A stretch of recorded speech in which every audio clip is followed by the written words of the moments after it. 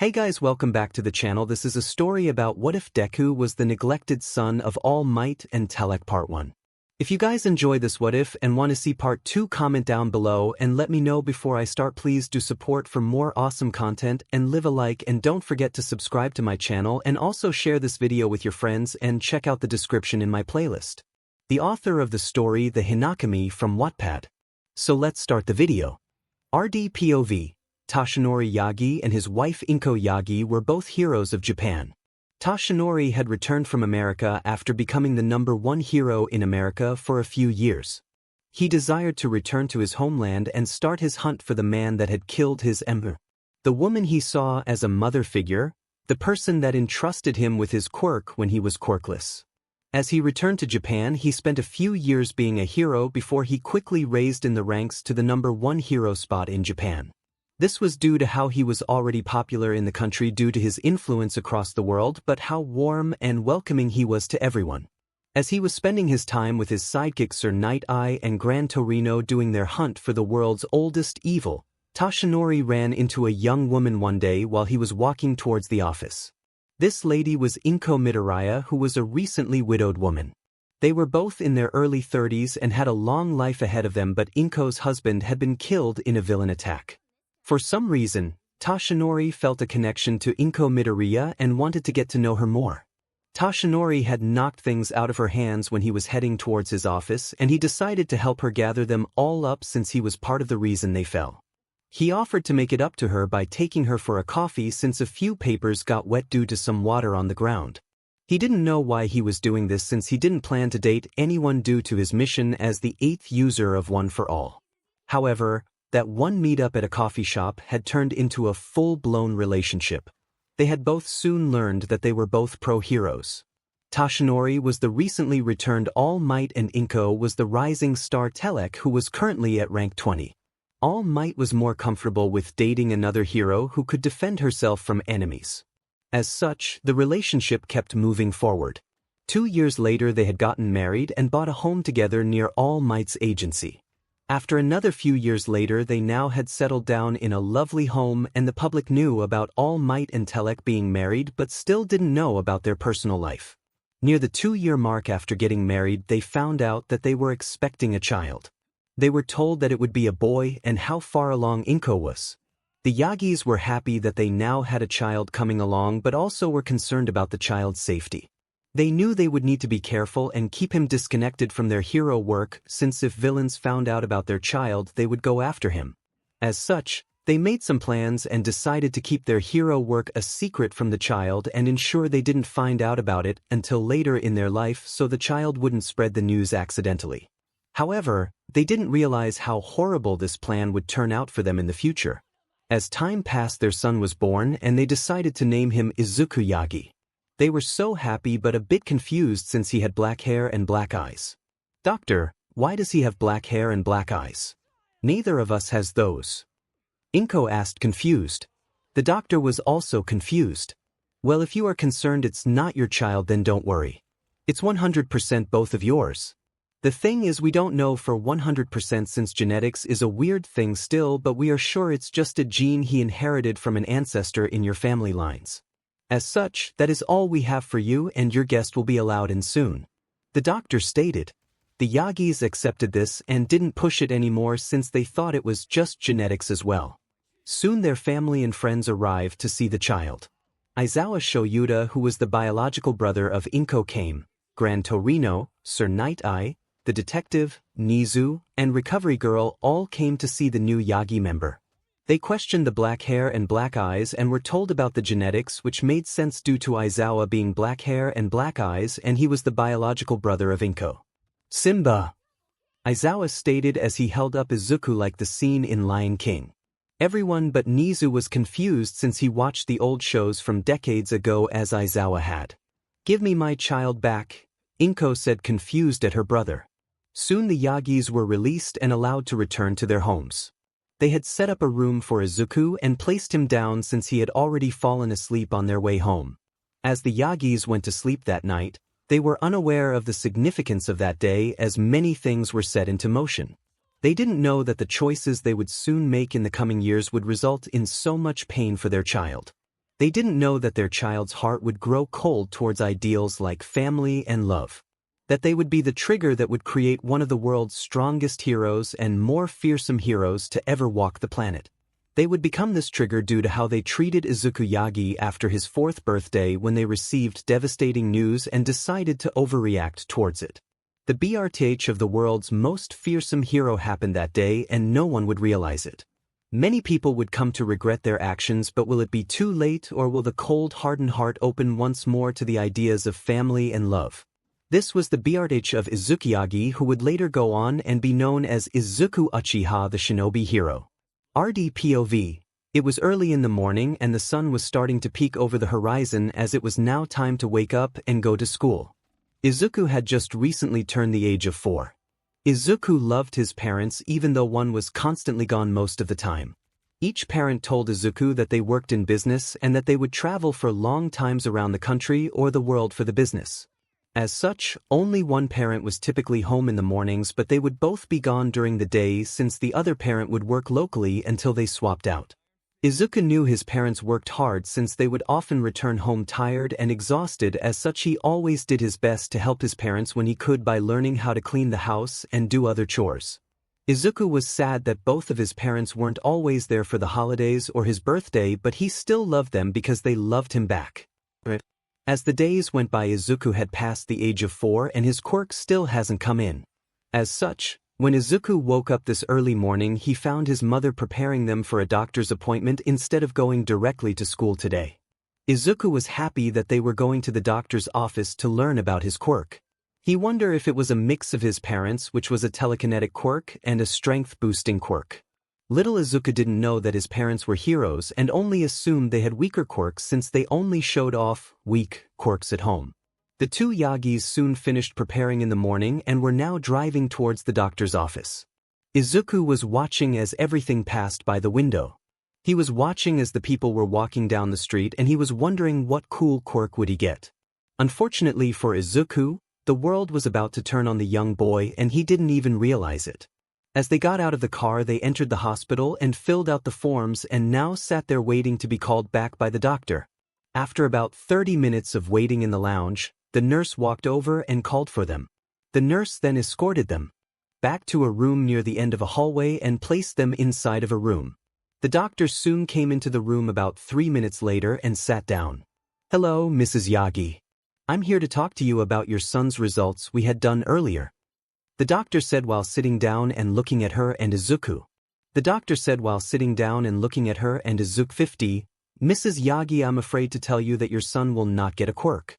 Based on his foot X-ray, he has the double toe joint, which is only found in quirkless people," the doctor stated as he placed an X-ray onto the screen near them and turned it on. He then started to explain how that as humans evolved for their bodies to have quirks, that the body started to get rid of things they deemed unnecessary anymore. One thing was the double toe joint. This double toe joint means that he has no real chance at developing a quirk. There are rare cases due to trauma or other things, but by himself, he will not develop a quirk, the doctor stated. Izuku just dropped his All Might action figure and looked up at his mother. He asked in a low tone if he could be a hero, and the doctor just told Izuku to give it up and that it was impossible. Inko just grabbed the toy with her quirk a few times like she normally acts with her quirk in front of others, and then thanked the doctor and lifted Izuku out of the chair and walked out. The ride home was silent. Izuku wasn't talking since he didn't know what to do now since he didn't have a quirk. He still wanted to be a hero no matter what though, but he didn't know how to go about it. Inko was just thinking and had an idea on why Izuku turned quirkless since her husband was naturally quirkless and OFA doesn't pass down through the genes. As they arrived home, they found Izuku's father there waiting for them. He had come home because he wanted to hear the results and figure out a plan for training Izuku's quirk whenever they found it out. Toshinori saw the sad look on Izuku's face and thought maybe it was a weaker quirk. However, he was wrong. Izuku just walked up to his room and closed the door behind him. Toshinori looked at Inko and asked her what was wrong. She then started to explain how the morning went and then the drive to the doctor's office. Everything went fine until the doctor came back with the results. "Dear, the doctor has said that Izuku is quirkless and has the double toe joint in his body. He won't ever receive a quirk," Inko said with some tears down her eyes. She knew that her son wanted to be a hero and now he couldn't be since he didn't have a quirk. Toshinori was just shocked at the news. He really was hoping Izuku would get a quirk so he would have an easier life. He remembered how he would be teased all the time for not having a quirk, but life wasn't hell, so he was able to make it through. He is going to be teased a lot like I was in my childhood, but he can make it through. He is a strong boy. Toshinori stated as he hugged Inko and helped her calm down from the crying. However, neither of them had realized that crime rates against the quirkless population have increased since Toshinori's childhood. Society's views of them have also become far more worst, and the treatment that he received pales in comparison to the treatment that Izuku would soon start receiving as he starts to grow older. Soon the parents cooked dinner and Izuku came down to eat it, but not much was said at the dinner table. Izuku was hoping his parents would give him words of encouragement or something, while the parents thought Izuku needed some space to adjust to the information. As dinner came to an end, Izuku got onto the computer and watched the video of All Might's debut. The video just kept repeating as Inko walked into the room. Izuku was crying and he turned around to her and asked her the question. "Mom, can I be a hero too?" he asked as tears came down his face. All she could do was cry and hug him and apologize to him. Izuku's heart hurt at that moment since that wasn't what he wanted to hear. Not at all, but he still held hope for his life since the Kaken and his parents would still be there for him, right? Wrong on so many levels. That was the day that Izuku started to learn the truth that men are not born equal. As Izuku returned to school the next day, his best friend Kaken learned the truth that he didn't have a quirk like everyone else. This didn't go over very well.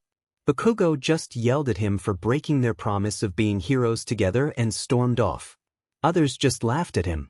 This type of treatment would keep going for a few months before it started to change. Izuku still wanted to be a hero and he made this known to everyone. He refused to let his quirkless body stop him from saving people. As such, he kept pushing forward on how he thought a hero should act. One day everything changed for the worst because Izuku saw that Bakugo had started to get a bit aggressive with other kids in the park. One day Izuku got in front of him and tried to stop him. "Stop, Kaken. That isn't nice," Izuku yelled out. Bakugo didn't like this. He didn't like it one bit. As such, the target changed from the other kids to Izuku himself. Bakugo and his little followers started to pick on and push Izuku around instead. They threw rocks at him and Bakugo set off miniature pops with his quirk since his quirk was still new. This only caused small burns on his skin that would easily heal. After about 5 minutes of picking on Izuku since he had gotten in the way, they stopped and went away. After about 5 minutes of picking on Izuku since he had gotten in the way, they stopped and went away. 28 Izuku just laid there on the ground in pain across his body since they kept going for 5 entire minutes. 5 minutes of them kicking him and using their quirks. 5 minutes of them throwing rocks and saying mean things at Izuku. Soon he pulled himself up and made his way home. He soon arrived home and found it was empty, like it was starting to be more often. Izuku just brushed it off of his mind and got the medical kit from the bathroom and patched his small cuts up with bandages. After he finished that, he started on his homework for school. It was several hours later when night had already set that his parents returned home. They called him for dinner and saw the bandages but didn't make a comment about it. They just thought he played broad at school or the park with other kids. Oh, how wrong they were. These bandages were the early signs of Izuku's future and they just ignored it. Soon they finished eating dinner and they told Izuku to go back to his room since they were going to go to bed early since they were tired. Izuku wanted to bring up what happened at the park, but his parents just told him that they would talk about what he wanted to discuss the next day. This discussion that he wanted to have each day would keep getting pushed off for several more days until Izuku just stopped trying to bring it up. Izuku was hurt that his parents wouldn't listen when he attempted to bring it up. You could find Izuku in his room surrounded by all of the All Might merchandise and crying. It has only been half a year since he was told he was quirkless and he felt like his parents had started to change. It seemed like they were less willing to hear him out. Though the truth was that they were just tired and didn't think of what they were doing to their son. However, in Izuku's mind, they were starting to act similar to how Bakugo was pushing away from him. The only thing they lacked was the physical aspect. Are they not going to love me like they used to anymore? Thought Izuku as he did some research online about quirkless people and he didn't like what he found.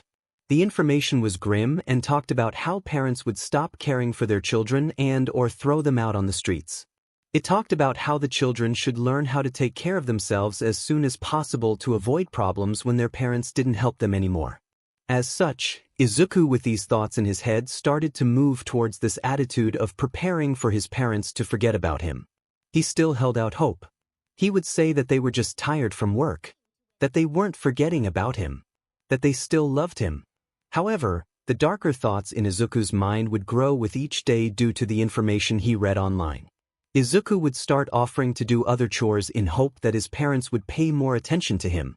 He would also start doing small workouts to keep himself fit so he could last longer when he was doing the chores and when he needed to run away from his friends when they got mean. As such, Izuku did anything he could as he was growing up to impress his parents on how well he was doing. However, this didn't seem to matter to them. Izuku was noticing that the older he got, the more they were away.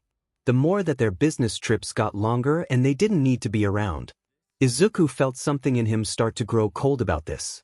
Izuku was now at the age of 10. His birthdays were only him now. His holidays were only for him as well. He would get cards from his parents that wished him good holidays. Izuku felt colder inside himself as the years passed. His parents were hardly at home anymore and would call once or twice every few weeks to check in on him and see if he needs anything. They left him a bank card for him to make any purchases that he needed to. This was for food, clothing, toys, supplies for the house. Izuku just felt it ironic that they expected a 10-year-old to know how to survive and pay the bills and everything by himself. Izuku had realized that after one trip they didn't set the bills to be automatically paid and he almost lost water once. Izuku then set them all up to be paid off the card so he wouldn't have to worry unless his parents cut him off. Izuku was currently sitting in the living room working on his most recent burns and cuts. The bullying and beatings from his classmates had gotten worse as time passed. Bakugo's explosions only got stronger and he would use them to burn Izuku's clothing and skin when Izuku somehow annoyed him. The others would use their quirks as well to harm him. Some had quirks that didn't do much, but others had quirks that made their nails longer and allowed them to cut into his skin. It hurt a lot to have to deal with the burns and cuts. Izuku also learned some valuable lessons like not to apply cold or ice-cold water to burns. That lesson really hurt that day for Izuku. He did more medical research and learned how to take care of his wounds and got very good at it. Izuku would think that his skills would rival that of nurses from a hospital. After taking care of his wounds from that day of school, Izuku got ready to make his dinner. The wounds were worse than normal since it was the last day of elementary school before they headed to middle school. As such, the bullies and Bakugo wanted to leave him with some gifts. As he was making his dinner, he realized that his parents haven't contacted him in roughly 4 weeks. This meant that they had missed 2 phone calls where they would see if he was still alive and kicking. What if I was kidnapped? It would be weeks before you would figure it out and report me missing, thought Izuku. Izuku wished he knew how to get in contact with his only other relative that he knew of, but he didn't know how to. He only knew their first name was Shoyuta but not the family name since his mother had remarried and took the Yagi name. Izuku would remember how his uncle Shoyuta would come around when his parents were around more often and play with him and make him laugh. He stopped coming once his parents had started to leave for longer trips. He wondered if his uncle hated him. However, this wasn't a question that Izuku could get an answer to since his parents were never around to answer it. After he finished making dinner, he sat down to eat. Izuku knew that middle school was coming up and didn't want it to. He knew that people would get rougher and crueler as they got older since they could get away with more things. The teachers never stopped them from calling him Deku and they even joined in on it. He hated that name so much whenever Izuku thought about his life his eyes would burn a bit. Izuku always thought it was weird and just left it alone since he needed a guardian to get checked out at a hospital. Izuku soon finished eating his dinner. He sat there and looked around the room. He noticed that there wasn't a single picture of him in any of the family photos. I wonder if they never wanted a child and I was just an accident that they are getting rid of, Izuku thought. Lately, Izuku was starting to come to the idea that his parents truly had abandoned him and forgotten about him. Some of the kids knew that Izuku's parents traveled a lot and they would make jokes that they travel so much to stay away from their quirkless child. It hurt far more than Izuku would like to admit. Izuku always held out hope, but that hope was coming to an end with each passing day. He didn't want to believe his parents were like that because he could remember those very rare days that they would arrive home and talk to him with some warmth still, but those days kept getting fewer and fewer since they just kept coming home tired and going to bed without talking to Izuku. Middle school would soon start in a few months after summer break comes to an end, and Izuku would also turn 11 during the end of the summer. Izuku planned to do some training during the summer since he was still holding on to the hope of being a hero. It was one of the last things that Izuku held inside of himself. However, life had a few more cruel plans for Izuku before they let go of him. Izuku got up out of his bed and got to work on his day. He only had so many months before middle school started, and Izuku wanted to be as fit as he could be. He wanted to focus on denser and compact muscles, but also to build bigger muscles as well. He had found a beach on the edge of the city that was turned into a wasteland due to people not caring. Izuku was annoyed when he found this beach due to how humans have treated it. As such, it became his training grounds. He did some research online and set out a plan to train with. Izuku's goal for this training was to clear the beach before school started or during the first half of middle school. As such, he looked into how to build lean, dense muscles.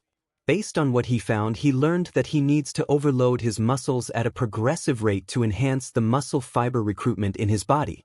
This was done by increasing the time that the muscle was under tense, the volume of the workouts he did, and setting decent rest periods between sets. He also focused on doing compound exercises. These exercises were squats, deadlifts, dips, overhead presses, and any other workout that targeted more than one joint or multiple muscles at once. This would allow growth across a lot of areas and not just on making things bigger when they don't provide actual. Izuku also learned how to better prepare meals to fit his workouts. This meant that Izuku would purchase more food to eat. He needed more calories for his body to burn off and needed it to come from most fruits, vegetables, whole grain products, but also a lot of protein from meats like fish or chicken. He was happy that he had the bank card and didn't need to worry about the lack of money currently until they decide to cut him off. The training was rough and hard, but since Izuku didn't have anyone worrying back at the house, he spent most of his time at the beach. He did decide to buy a few cell phones and had one set up so the home phone would redirect to his cell phone if he turned its setting on. This way Izuku would know if anyone called the house when he wasn't home, since he had this feature on whenever he left the home. His parents had called him a few times since they had missed the 2 last checks in. They didn't even mention the fact that they didn't call the previous times and went straight to their typical questions of asking Izuku if he needed anything and that they loved him. Those words always felt hollow to him. If they loved him, then why couldn't one of them change jobs to be at the home? They didn't really raise him, he raised himself. Why did he have to be an adult when he should have been a child? These questions went through his mind during the last phone call with his parents, which was 3 weeks ago, meaning they missed another phone session. Izuku wasn't really disappointed anymore in this, since it was starting to become a pattern. He just accepted it. Izuku put his parents outside of his mind and focused on the beach. Izuku got to work. The first month was the most grueling for him since he was so unused to doing this type of training. He had done training before, but it was more focused on speed and parkour so he could escape people. Now, he is trying to build his entire body up and his muscles were burning from the workout. He set out time for his sets of workouts and also time for just working on the beach itself. He broke the workouts in between doing work on the beach. Soon after about 1 month of cleaning, he had a small section cleared out where he started to do his workouts since he had enough space to do them. The second month, he slowly increased the number of workouts to ensure that he was always pushing his muscles. He didn't want them to become easy to do or he wouldn't get any benefit out of it for creating more dense muscles. He worked all day and almost all night in his free time when he wasn't eating or sleeping. He refused to give up. He refused to give in to the words of the other people. He kept training throughout the month and he kept feeling the burning sensation whenever he tried to focus his eyes and had high emotions from working out so hard, but the sensation would go away the moment he calmed down and stopped. He was growing a bit concerned, but he only felt a burning sensation and had no other signs. He just kept thinking that he was getting dirt or sand into his eyes since he was showing no other signs of anything. It was now the third month of training and middle school would start up at the end of the month. This month Izuku would need to do as much training as he could to ensure that he could complete the beach. He wanted to finish cleaning it all in a 1-year time frame so he could dedicate his time to learning other martial arts or skills for when he attempts for UA. The school has also gotten rid of the rule that stops quirkless children from applying. Izuku always feared that they would keep holding that rule when he went to apply, but they had gotten rid of it 2 years ago. Izuku was so happy when he heard about that. It gave him some more hope to keep pushing forward and getting out of bed each day. Izuku stopped what he was thinking and looked around the beach. He had completed far more than he first thought he would by the end of the third month. He would say he was about 50% done and could finish the remaining in 4 or 5 months, which would put him at 8 months total and would be close to the end of the first semester of middle school. Izuku went through the motions and had signed all the papers that he needed to with his parents' signatures that would allow him into middle school.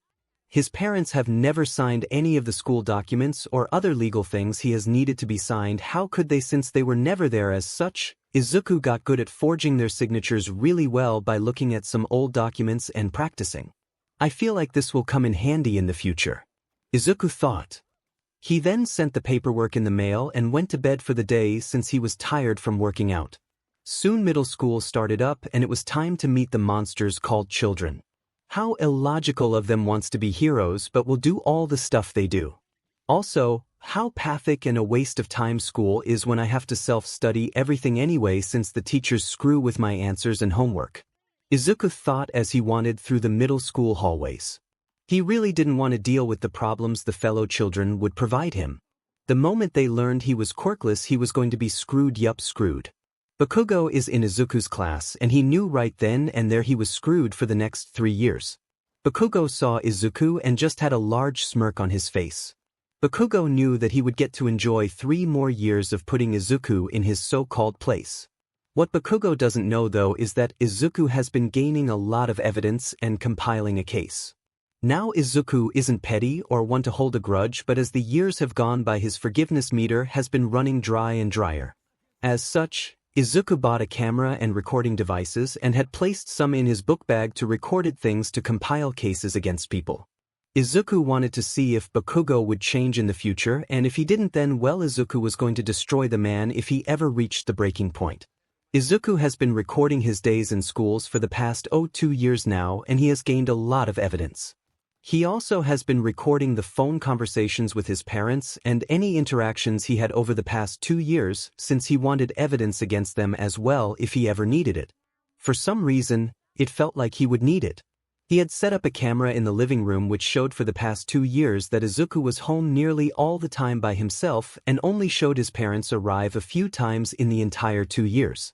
The evidence was damning. Now, back to school. Izuku sat at his desk and they went through the introductions. Izuku introduced himself and Bakugo at that moment yelled out that Izuku was quirkless and that his parents are never home most of the time. Izuku felt a spark of hatred in him which he hardly ever feels. The teacher just sneered at Izuku and he saw it. "SHT. I'm going to have to deal with a quirkless teacher right away. Just great." He thought about the teacher's face. The man didn't even attempt to hide the sneer on his face when he looked at Izuku, and the students saw it as well and took after him. Bakugo was thrilled since he knew he could get away with a lot of things during the year. That was the start of Izuku's first year in middle school and it was hell. However, he just pushed through it and kept going. Izuku just did the homework and answered questions more or so. On a robotic level since he knew the teachers would screw with his grades anyway. They wouldn't fail him but they would drop him from an A to AB if he got higher than the highest quirk student since there was no one for the quirkless kid to do better than the top quirk student. Izuku just was done with adults in his life. He just needed to survive 3 more years. This was how his days went for the next several months. He would go to school, go home and clean up, eat a small meal, go to the beach and train and clean it. He also sometimes got a call from his parents. In the 3 months since middle school started, he has received 3 phone calls. Once each month. Izuku didn't care anymore about them. He also hasn't seen them since before graduating from elementary school. The last time was actually 2 summers ago. So over a year since he has seen them physically. As such, Izuku just went about his schedule. He also took up meditation to help him keep his mind calm and deal with the stress from school. The beatings and wounds have gotten far worse. They would even do it right in front of the teachers as well. The students would leave him in pools of his own blood sometimes over the past 3 months. That is how bad the beatings have gotten. As such, the meditation has gotten really useful in Izuku keeping his emotions in check. He just relaxes and listens to nature and the sounds of the beach coming up. The beach itself is almost cleared. Izuku thinks he has about half a month left, which will put him at winter break when he will finish the beach. This half month passed quickly. There were only a few days left before classes ended. He had finished the beach 2 days before the semester was over, and he felt amazing with himself that he completed that beach by himself in 8 months. He had finished the beach 2 days before the semester was over, and he felt amazing with himself that he completed that beach by himself in 8 months. Izuku then decided to run home and get cleaned up since the next day was going to be the last day of the semester. However, he felt something was going to go so wrong, and how right he was. This following day would spell so much change for Izuku in his life. As Izuku woke up that morning, the feeling was still there. He felt something was going to happen. As such, he was careful on his way to school. He arrived without a problem, but the students were harsh this day but didn't do much damage overall. The day went by and the teacher talked about how we needed to start preparing for what we wanted to do in our future after we graduated middle school. He said they will give us these career sheets at the end of each semester to help us keep track of our end goal. The teacher did announce that he knew Bakugo wanted to go to UA, but he also had to say that Izuku wanted to try as well. Everyone just laughed at him. Izuku was so annoyed with that teacher since his information was private and it was illegal for teachers to provide private information as he did. However, Izuku could do nothing about it but grit his teeth. The class came to an end and Bakugo got up and yelled at the Deku for wanting to go to UA. Izuku had come to hate that name with a burning passion. He was never called his own name and it hurt. Not even his parents called his name. It was always sweet or son but never his own name. He wonders if anyone even remembers it anymore. As Bakugo was talking, he grabbed Izuku's notebook and blew it up and tossed it out the window. He told Izuku not to even dream of going to UA. If he kept the stupid dream going, then Bakugo threatened to break his legs, arms, and hands if he needed to. Izuku was laughing on the inside since everything was still being recorded. Then Bakugo said it. "Was this why I felt off today?" Izuku thought as he heard it. "If you want to be a hero so badly, then go to the roof and take a swan dive and pray for a quirk in the next life," Bakugo said. Izuku just froze. He hasn't been suicide baited yet, and this was the first he knew. Other quirkless people had gotten it a lot, but it still hurt even though he expected it one day. Izuku unfroze and noticed Bakugo and the others had already left. Izuku made his way out to get the notebook and started to walk home. He decided he wanted to go to the beach during the walk and then took a different path that leads him to an underpass. It was there that fate decided to screw with Izuku one more time before letting him go. Izuku was attacked by a villain the moment he went under the underpass. A villain made of sludge came out and started to attack him. He was able to dodge quite well for the first few minutes and was going to escape when the manhole cover blew off again and out came All Might. He powered up a smash and knocked the villain apart and threw Izuku against the wall with the wind. Izuku was out cold as well but was awakened by someone slapping his face. It was All Might. Izuku was stunned for a few moments when All Might asked if he was okay. "Yes. I am okay. Thank you. I have a question though," Izuku asked as the hero was getting the villain. "Can I be a hero even though I am quirkless? I have done some," Izuku started but was cut off by All Might. "I'm sorry but no. Quirkless people would be a liability on the hero field. You should give up and be realistic and try for the police or EMTs," All Might said, and then he jumped away. He quickly denied Izuku and then left. He didn't wait or anything. Izuku was heartbroken. His idol just told him no. Izuku just stood there for a few moments until he heard a large explosion from a few streets away. He decided to kill time and go see what it was since he needed to rethink his life. When he arrived, he saw a villain attack. The people were talking about how a sludge villain had a kid as a hostage. Izuku was shocked that the same villain escaped All Might. He then looked closer and saw it was Bakugo that had got captured. Ironic on so many levels, but he doesn't deserve to die. His career ruined by me maybe. Death no. I don't want others to die. Izuku thought as he ran in to save the bully of his since the heroes weren't doing anything. They say heroes will save you yet they aren't doing anything. Izuku threw some rocks he grabbed into the eyes of the villain and then ran to start pulling Bakugo out of the villain grasps. Izuku threw some rocks he grabbed into the eyes of the villain and then ran to start pulling Bakugo out of the villain grasps. Bakugo looked surprised to see him trying to help him, but Izuku didn't care. He just kept pulling at Bakugo and then the sludge villain recovered and got ready to attack. It was at that moment that All Might came in and saved the day by Texas smashing the villain and pulling them both under him. Izuku got yelled at by the heroes while Bakugo was praised for his quirk and ability to hold out so long. Izuku just felt annoyance at the heroes that were chewing him out. Soon he escaped and walked away. Later Bakugo found him and yelled at Izuku for thinking he could do anything when he is quirkless. Izuku just gritted his teeth and held his tongue. Bakugo then walked away, but as Izuku went around the corner he heard something. "I am here to talk to you, young Bakugo," stated All Might. Izuku froze and wondered why All Might wanted to talk to Bakugo. He thought he wanted to praise Bakugo for his quirk, but he was wrong. He heard Bakugo gasps and then heard a slightly different voice. It was his father's. "Mr. Yagi. You're All Might. What happened to you? Why do you look so skinny compared to your other form?" Bakugo asked. Izuku peeked around the corner and saw a skinny-looking man. It was his father. His father said he got into an accident several years back, but he was All Might. Izuku world was shattering. His father told him he couldn't be a hero. His father was All Might. Then he heard them talk more. "Bagwo, I want to talk to you about being my protege. I am looking for someone to train to inherit my quirk. It's a quirk that can be passed on from user to user. It's called One for All and I'm the 8th user," All Might said. Bakugo and Izuku were both shocked. Bakugo asked about Izuku, but he said his son was too reckless in what he did in the sludge villain incident and didn't appear to have much determination to be a hero since he hasn't even trained at all. Izuku's world shattered. He knows he wears baggy clothing to hide his body, but his father just wrote him off. His father doesn't seem him worthy. His father was quirkless like Izuku if his quirk is passable. That BS dirty, thought Izuku. All Might said they needed to train him to be physically fit but could do that over the next few years to withstand the quirk since it was so powerful. At that moment Izuku just got up and walked away. He was done with his family. His parents were heroes since All Might was married to Telek, the number 4 hero.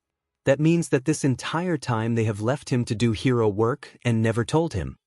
Did they not trust me? Yet they trusted my bully. My abuser. His own father wanted to give a quirk to his abuser and thought he was worthy of being a hero, yet his own son wasn't just because he was quirkless and appeared not to have trained. Izuku thought as he ran home. He knew he had to act fast to get out of the house. He would take what he needed, then write a note, and go to an ATM and withdraw as much money he can off the card and run away. He refused to stay there anymore. They didn't raise him. They only provided money and that is it. He would have to work hard and maybe get his hands dirty in the world, but he was sure he could survive. Oh, how right Izuku was, but he would do far more than just surviving in this world. This moment was the start of many changes in the world that would cause ripples across the entire world. This was the fall of Izuku Yagi and the starting day of Izuku Uchiha, and Izuku didn't even know it. Izuku was running. His heart was filled with anger. Pure, unadulterated anger. His family has truly betrayed him. They truly didn't love him anymore just because he was quirkless. They couldn't even tell him that they were heroes. Instead, they told his abuser. They told the person that has made their own son's life hell. His father was going to give the quirk called One for All to a person that hates quirkless people. That has told his own son to kill himself. The foolishness of it all was driving Izuku to go further into his emotions. His eyes were burning again, but Izuku didn't care. He needed to get home before All Might Telek got there because he didn't want them to stop him. They only provide a roof and money which Izuku can work hard at getting to support himself. He also planned to take a large amount from an ATM before he made his escape since he couldn't use the card in the future since they would track it. Izuku made it home after a few minutes of running and found that his mother wasn't there yet either. He knew it was only a matter of time though. He needed to work quickly and get out. He grabbed some big duffel bags that he had bought while he was doing his training to carry stuff during the summer. They came in handy at this moment. Izuku started to pack all of his clothing into the first bag and his notebooks in it as well. In his next bag, he stored a lot of food that wouldn't spoil since he didn't know how long he would have to go without a good source of food. The final bag he left empty since he planned to store all of the cash he was going to get from the ATM from the bank card. He knew that his parents didn't place a limit on the bank card for purchases, but he did some digging and the card had a withdrawal limit set by the company. The company was a famous bank for wealthy people, which makes sense now that his parents are heroes. He found the withdrawal limit was $500,000, which was roughly 52 million yen Japanese yen. Izuku knew he would have to hit several ATMs before the company called his parents for hitting the limit, but by that time they should find the note anyway. Izuku had finally calmed down and was starting to think better since he had his emotions under control. The burning sensation in his eyes had also come to a stop. Izuku was glad for that and knew one day he would have to look into it, but not right now since he didn't have the time or energy to worry about it. As Izuku finished packing food and clothing, he looked at his room and decided to destroy all of the All Might items.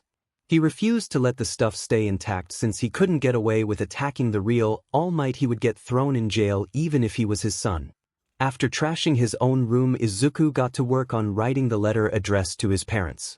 The letter was damaging. If it ever got out to the public, it would be a large hit to their reputations. Dear Toshinori Yagi, by the time you are reading this letter, I will have already run away from the house. I'm kind of doubtful about how long it will take you to find this letter anyway. If you did find it quickly, then good job.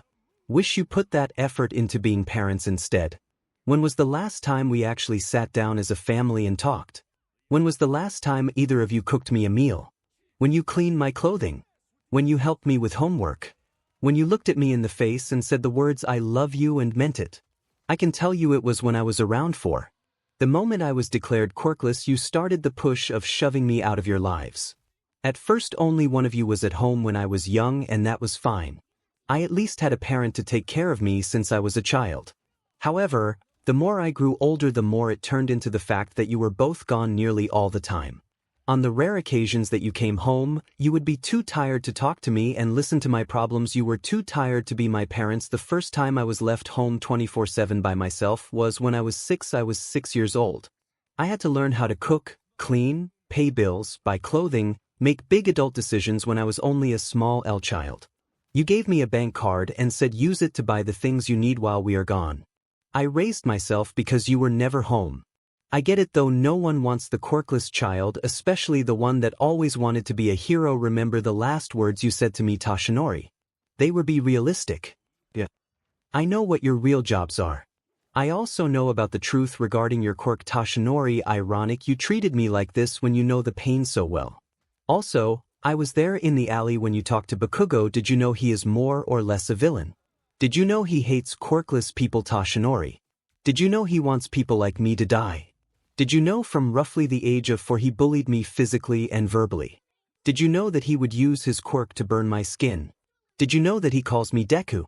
Did you know that it means worthless or someone that can't do anything? Did you know that the day I met All Might and he crushed my dreams, that Bakugo had told me to kill myself? His words were, if you want to be a hero so badly, then go to the roof and take a swan dive and pray for a quirk in your next life. Did you know that All Might thinks he can be a hero?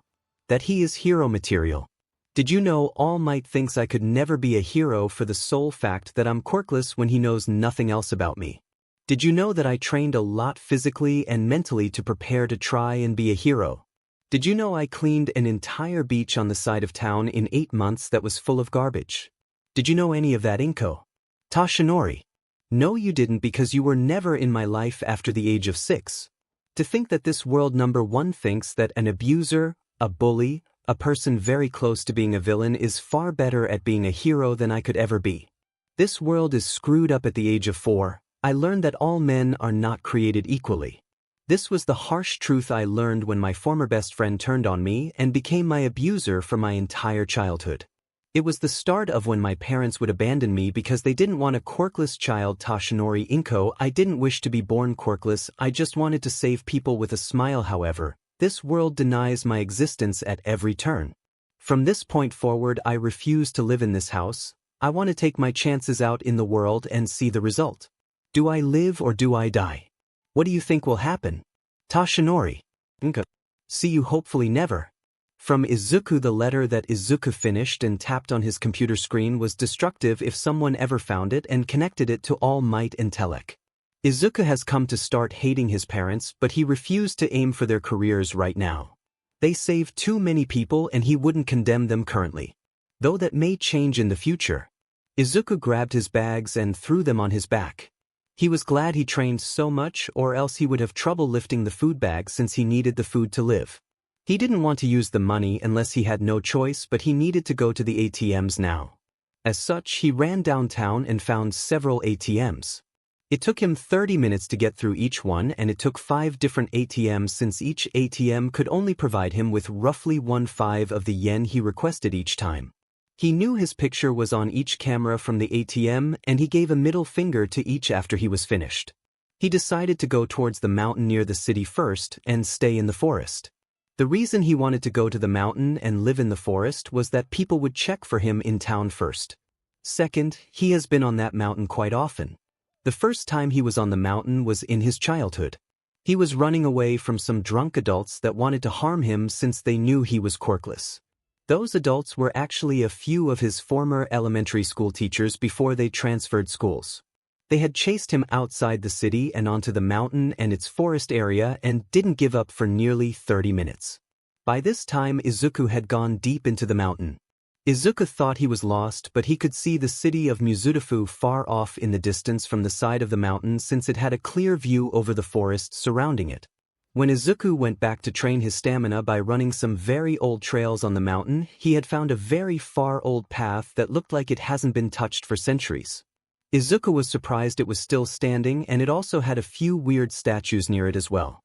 These small statues had a fan engraved on them. As he passed through the torii gate, he felt weird, but he also saw a cave on the side of the mountain. Izuku didn't explore it though, since he had plans he needed to return to then, but he never went that deep in the forest again either. As such, Izuku decided to go stay in the cave for at least a few nights before finding better living arrangements. The cave was also within half a mile of a small lake where Izuku could get clean water for drinking and bathing. He would just need to figure a way to carry it back to the cave or take baths at the lake.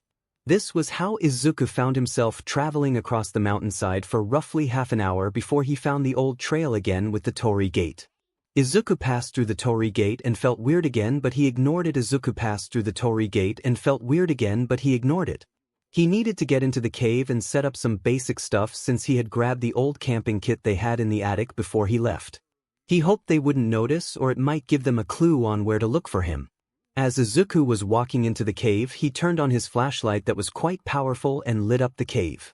He grabbed some sticks and branches and dragged them behind him since he wanted to make a fire, so he didn't drain the flashlight. However, he didn't expect to find what he found. Ignore the girl in red and imagine it as Izuku. Izuku found a small forest-type area around another torii gate with a small shrine inside the damn cave. He could see a small hole that granted enough daylight and likely moonlight into the cave since the hole faced the direction of the sun. Izuku found a small forest-type area around another torii gate with a small shrine inside the damn cave. He could see a small hole that granted enough daylight and likely moonlight into the cave since the hole faced the direction of the sun. How does no one know of this shrine? It looks old but still in decent condition. There were no markings to show it's being maintained since there is a large amount of dust across everything. Though Izuku, he also knew the government had all of the old shrines taken care of and cleaned every few weeks by volunteers or government workers. Izuku was being cautious as he entered the shrine, and he could see no tracks from other people which showed no one had been in this building at least in years. Well, I might have just found my perfect new home, Izuku thought. Izuku also noticed the symbol that was carved in the statues outside were inside the shrine as well. It was a fan-looking symbol with a red top and a white bottom. This symbol was spread out across the entire shrine in different areas. Must be an old clan from prehistoric Japan before they started to really record the country history in a national system, since records from prehistoric were often lost when any of the clans would be killed off or just died out. Izuku thought since he didn't recognize the symbol. Izuku just started to spread out his camping kit and started to set up his new home. He was likely going to stay for a longer time at this shrine since no one appears to come here. As Izuku was setting up his new future home and starting to clean up the main room he was in, the Yagis were in for a large surprise when they started to return home since they had finished up their day. We could see Toshinori Yagi and Inko Yagi, or better known as All Might and Telek, walking down the street towards their home, and they were talking. "I can't wait to surprise Izuku. We were finally able to set up the agency to be able to work from this city more often. I'm sure he is going to be happy." Inko said not to suspect the heartbreak she is about to experience due to their actions. While she was happy, Toshinori was a bit worried. He knew what he said to his son today and really wanted to figure out a way for All Might to have another run-in with Izuku so he could correct the way he said his words. He knew he was too brash and rushed. His words, since he was worried about his son dying as he tried to be a quirkless hero. It's not possible to be a quirkless hero, thought Toshinori. He would soon come to regret his words so much in the next few moments. They arrived at the house and felt something was off the moment they entered the home. They saw the cabinets were all open and stuff was thrown around. They wondered if they got robbed. Then they went to find Izuku. They searched each room and then came upon his. They opened the door and were shocked to see what they found. The room was destroyed. Izuku's clothing was gone as well. They were worried their son had been kidnapped due to how the house looked. Inko also found a note on the computer. She grabbed it and started reading. Toshinori noticed her reading a note and came over. That was the moment she dropped to the ground crying. "What is it? Is it a ransom letter?" he asked, worried, and she just shook her head no. She handed it and he was confused until he read it. He was devastated. "What have I done?" thought Toshinori. He was disgusted with himself. He also learned a horrible truth of the fact that he told a horrible human about One for All and that human was his son's abuser. A person that hated quirkless people. He was quirkless without One for All, and he has more or less betrayed One for All and his son. "We need to call the detective and the others as well. We need their help," Inko said through her crying. Toshinori could only slowly move to his phone. He called his detective friend and asked him for his help and explained that their son was missing and had run away from home. The detective said he would be at the house in 30 minutes. Toshinori made calls to Nizu, Recovery Girl, Sir Night Eye, and Dear Lord. He made a call to Gran Torino. He was going to get killed when his old mentor found out about this. Inko, on the other hand, called her brother and asked him to come over and that it was an emergency. No one knew what happened but the detective. That is how they all found themselves sitting in the Yagi's living room looking at the destruction across the house. They were concerned that something happened to Izuku since the two Yagis hadn't said anything about him yet. They would soon get their answers as the detective came into the house yelling at the Yagis. "What the hell did you mean on the phone when you said you neglected your son and he ran away because of it?" yelled the detective. Everyone else in the room froze. They were shocked. They had always asked the parents how Izuku was doing and they always told them that he was doing fine and that he wasn't having any issues. It's a different story that they are hearing and they wanted some damn answers right now. They all stood up and were glaring at the two parents who had tears coming down their faces now. Everyone was standing up in the Yagi home and was staring at the two adult Yagis. They were questioning if they just heard the detective right. The detective asked again since they didn't answer. "You called me over here and you told me on the phone that Izuku Yagi, your son, had run away from home due to your neglect. You also said something about a letter. Where is it?" Detective 𝗬𝗂𝗫 demanded. Inko grabbed a letter from the kitchen counter and handed it over to the detective. Detective 𝗬𝗫 started to read the letter and he only got more and more pissed. He decided to use his quirk and confirm the letter contents. "Is this letter true from his perspective to your knowledge?" he asked. He asked them that way to ensure they couldn't lie and claim otherwise from their perspective of the situation. He believed they wouldn't lie, but this was now a police matter of the #1 hero's son going missing due to his own parents treating him horrible. The others were shocked since they could guess that the detective was using his quirk. They wanted to know what was in that letter. Nizu grabbed the letter out of his hand while they talked. The others looked over Nizu's shoulder since he was so small it was easy for them to do that. Yes, from his perspective that letter is 100% true to our knowledge. We can't confirm the Bakugo portion but everything else is a yes. Inko said. Tohisonero agreed a few seconds after that. Truth, stated the detective. From your perspective, is that letter true on the parts you can 100% confirm? He asked. They said yes again and he said, truth, once more. Do you realize how many crimes you have committed? Do you realize that I should be placing you in 𝗵𝗃𝗃𝗃 right now? The detective said and they paled. They came to the realization of how bad they were. They really screwed up at being parents. Soon the others started to talk. Toshi, I told you to retire. You should have had a child that you were neglecting. The peace of Japan doesn't come before your own son. You had a child and his life was placed above others the moment you helped create him. Sir Night Eye stated in a cold tone. He was this kid's uncle more or less and wasn't in his life because of the fight at the hospital. Maybe if I didn't fight you about the matter that day I could have been in his life and helped him, damn it. Sir said. Aizawa was pissed. He was glaring at his sister. You told me that he was fine. You told me that everyone was okay. Why didn't you come to me for help if you couldn't raise him? I work at UA. And you could have helped me fix my schedule to rise him so he didn't have to do it by himself. He yelled. Nizu put a paw on his leg to calm him down. Nizu was showing his teeth that wasn't good. No one knew what animal he was, but he did have sharp teeth that he hid behind his smile and only showed them when his anger hit its max. I don't anger to this level easily, yet you two managed it. You could have asked for help, yet you abandoned your child to fend for himself and gave him money only as a form of parental support. Disgusting.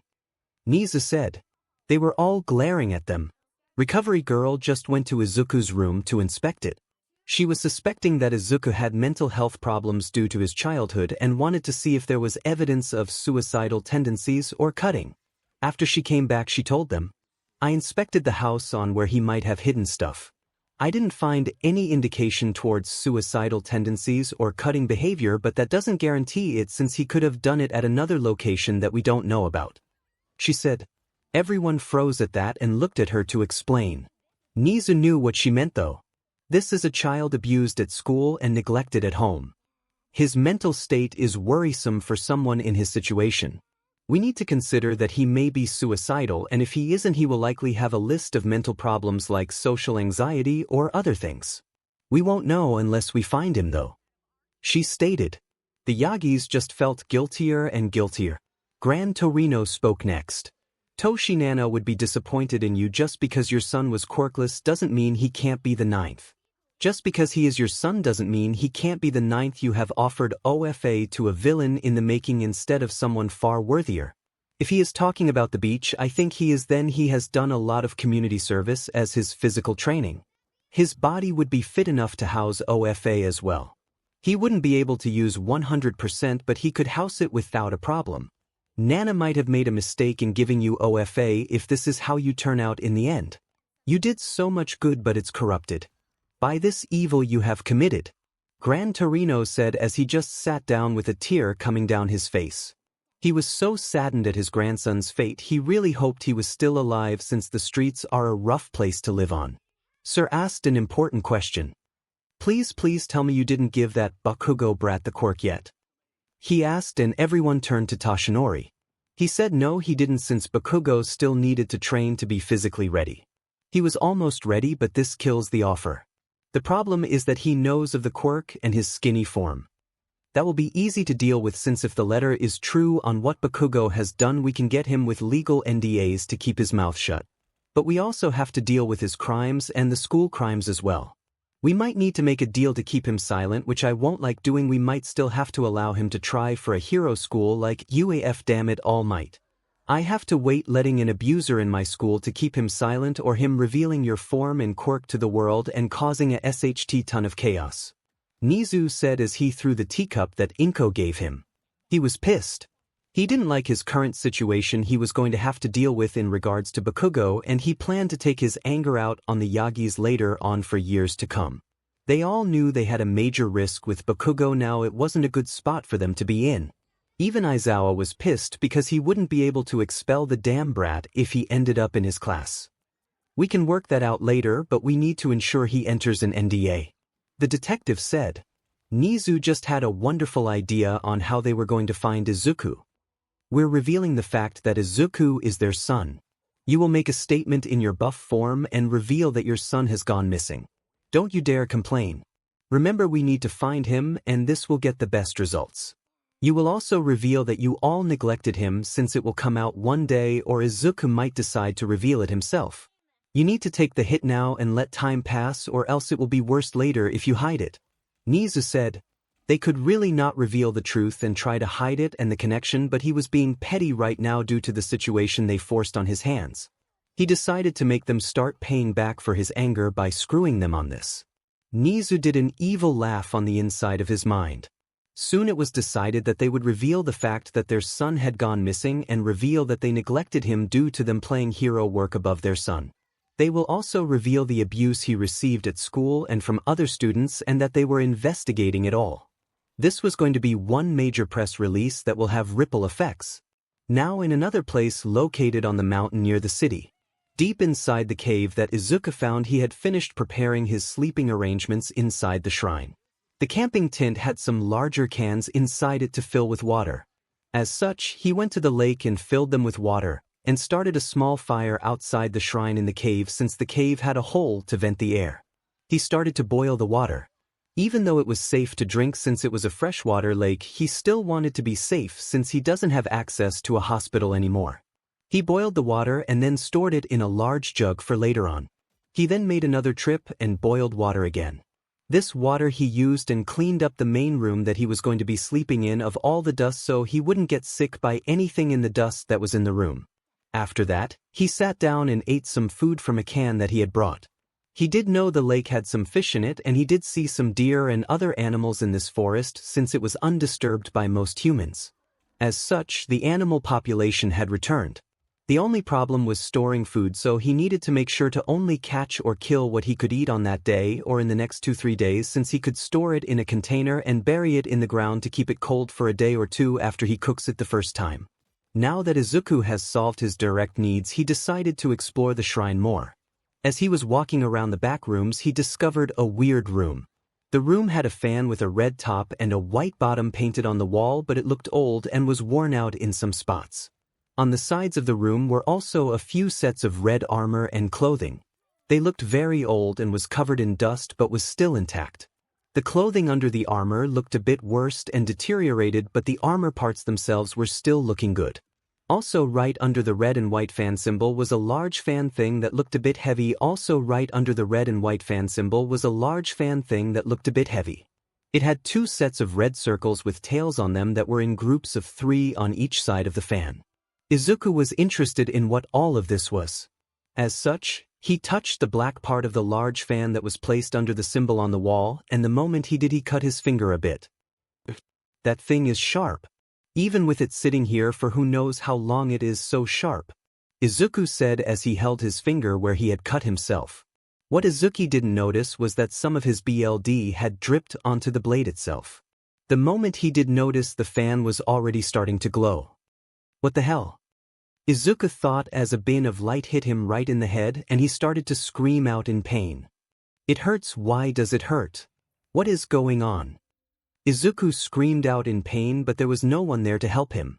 Soon the light died down and a figure appeared in front of him. It was some taller male with black hair and black eyes.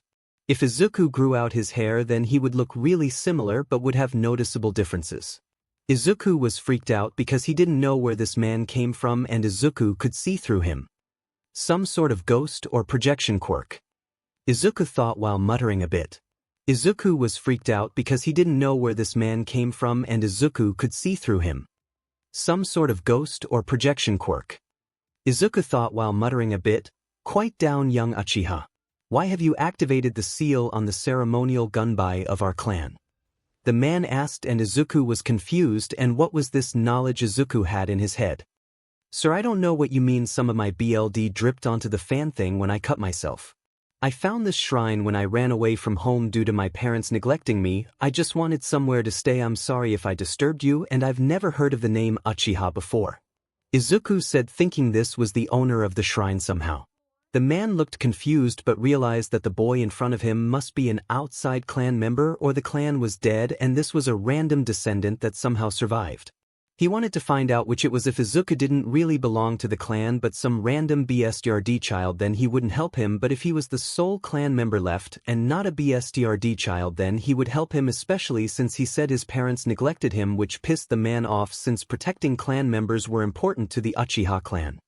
Calm down first. My name is 𝗵𝗃𝗧𝗏 Uchiha and I need you to answer some questions. What year is this and what clans are still alive today near Konoha that you know of? The man asked.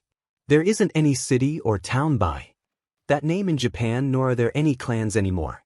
There hasn't really been a clan since the warring state periods of our country, which was hundreds of years ago, and my name is Izuku. No last name due to my parents neglecting me since the age of 6. Izuku said. Murata was a bit shocked at the new information.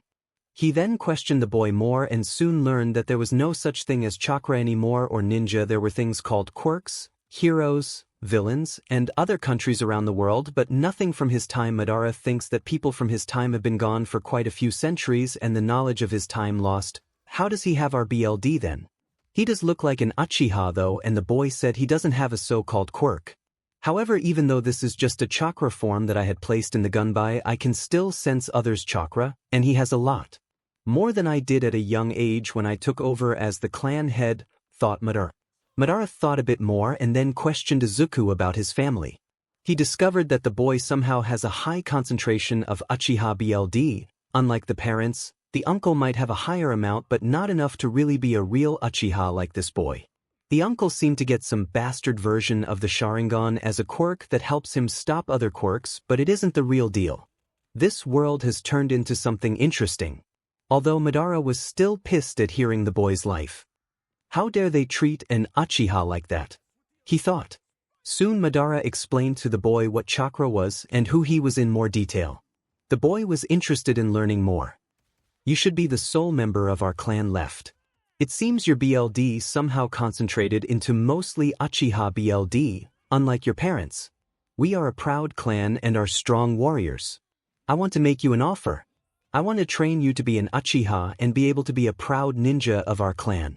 With the skills and knowledge that you will receive, you will be able to go and become a hero and wipe the floor with those with quirks. Chakra has many usages and is a far better tool than those limited with quirks who can only do so much.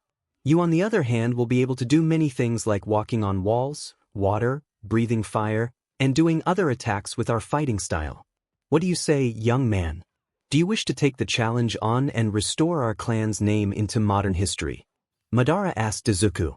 Madara had already told Izuku that he had gained basic information when he activated the seal on the weapon, which was about the clan, but only Madara could undo the other seals, which will allow him to unlock the seals inside the shrine for the Uchiha artifacts like the scrolls and assets that should still be there since the shrine has been untouched. Izuku thought for a few moments and then asked a few questions. How will you train me? You explained that you are a chakra body and will run out in time. Izuku asked. Madara was happy that the boy was asking questions. Uchihas are not meant to be stupid and always questioning things to gain information to use in battle. The first lesson is to always ask questions. Information is how we win battles. A dumb Uchiha is a dead one. To answer your question, the chakra in this weapon can last about 2 weeks. In that time, we need you to learn how to unlock your chakra itself. Once you do that, I can transfer a small portion from this weapon into your body. This will allow you to supply it with your own, which will allow it to maintain its existence. Madara stated. He also explained that they would need to feed it Izuku's chakra to replenish its power, or it would fade in roughly a month's time without being supplied, and there likely wouldn't be any left in the fan by the time Izuku was ready for the transfer. As such, Izuku needed to get to work right away. Izuku asked a few more questions but seemed okay with the answers. He knew he was taking a risk trusting the man, but he wanted to be a hero. He also felt connected to this shrine and the man.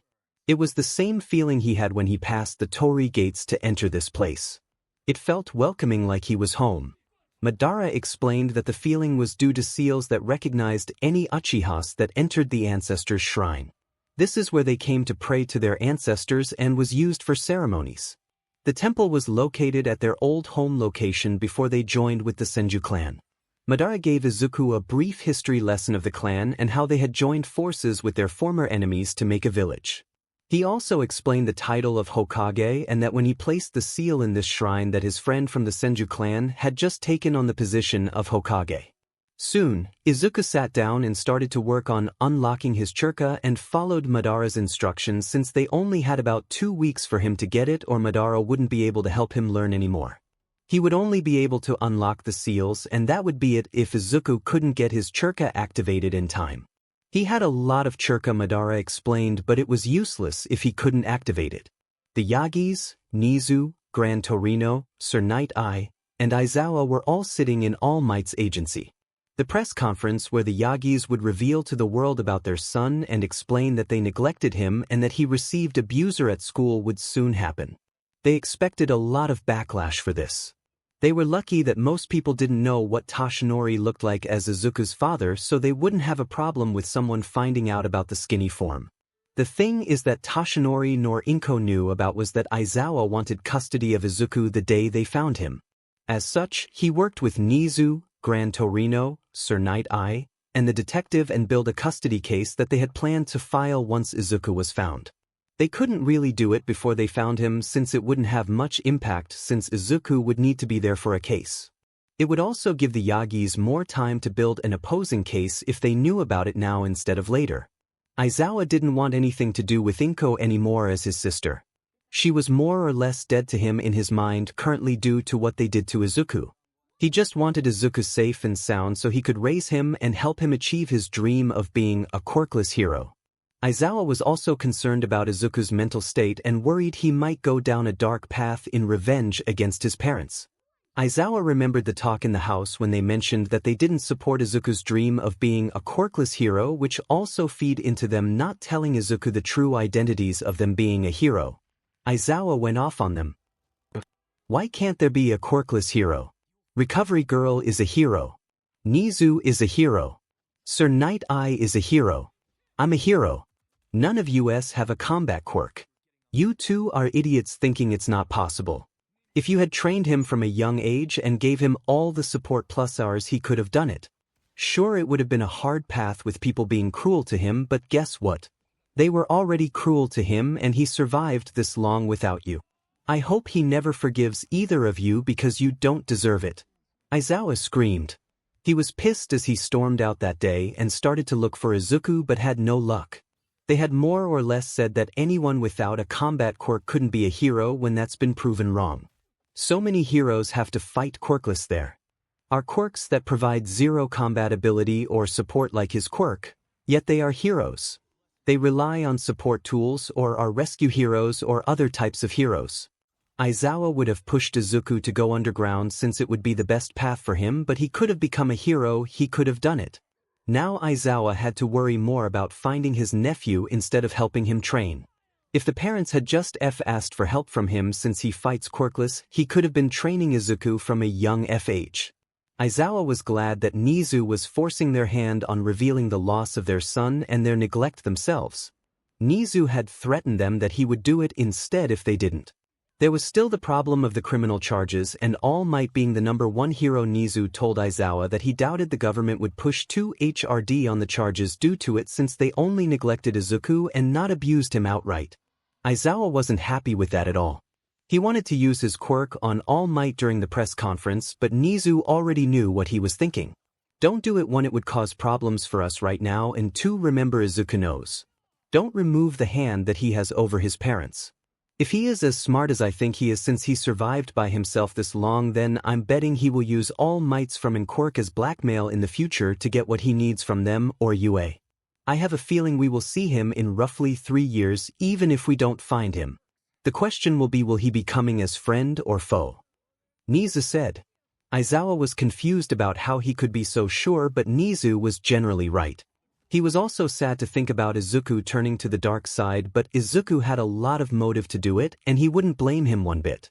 What Aizawa doesn't know is that Nizu found a camera that was pointed at the beach Izuku cleaned. It showed his work and determination.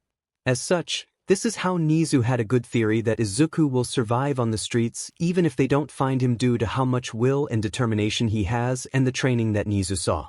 The question was if the recent news of his parents being who they were and the truth about OFA would destroy him and turn him to the dark side. It's a 50-50 chance right now. I'm 80% sure he will survive if he doesn't run into any strong villains on the street. The problem is, will he return as an upcoming hero in training or will he return for BLD? 𝗵𝗂 thought. Everyone soon headed outside since it was time for the press conference. Aizawa stayed in the shadows, and unless someone looked for him they wouldn't notice him on the news report since he blended in. He wanted anyone that really looked to notice him since he was sure Izuku would see him and notice him. The press started asking random questions but was told to quiet down. We are here today to talk about a runaway case. This case is special to this agency due to the fact that the child that has run away is our son, All Might stated. Everyone went into shock and was asking so many questions. How did the public not know they had a child for this long? They have never been seen with the said child and now the child has run away. The question of why was on everyone's minds that were watching. Our child ran away due to our neglect. We put our hero careers above him, and in turn this lead to our forgetfulness and neglect of our son since he was a young child. We also recently discovered based on the letter he left that his school and classmates were abusing him verbally and physically while also using their quirks illegally on his body and property. Currently, the school and the students are all going under investigation for the actions that they have committed. This, compounded with our neglect, forced our child to run away. He didn't even know until recently of the fact that we were even heroes when we told him we were just business people traveling a lot. All Might stated. Everyone had frozen and didn't talk. They just learned their number one hero, the symbol of peace, was neglecting their child. Soon a picture of Izuku was released to the public and they had asked anyone with information to report it to the hotline. They explained that he had different hair and eyes due to Telek's family ancestors who had these traits more often, like her brother who had black hair and black eyes unlike her. The reporters asked if the two heroes would face criminal charges. At this time we are working with the police and waiting to see what they determine. However, I can say that we do deserve to be charged. We should have been better and our son didn't deserve the life he had to live because we decided to put our hero careers above him. He should have come first from the day we had him. Inko stated before they all exited the stage with reporters still asking questions. The public didn't know what to think, but soon some tips did come in that he was spotted downtown the day before at ATMs. The company had also called and reported a large amount of cash being taken off the bank card. Seems your son is really smart. He researched how much the withdrawal limit was on the card and each ATM, and he just enough to get the money to help him survive. 𝗵𝗂 said with a laugh that their son just took $500,000 from them without any trouble. Also, it was 100% legal since they gave him the card to use and do as he wishes. 𝗵𝗂's estimates of his surviving went from 80% to 90% due to the cash being in his hands, but he didn't tell them that. Aizawa just laughed at the two adult Yagis when he heard about how much money was taken. Though for them it wasn't much since they earned a lot, but that was enough for Izuku if he spent it correctly to survive for several years if he planned it out right.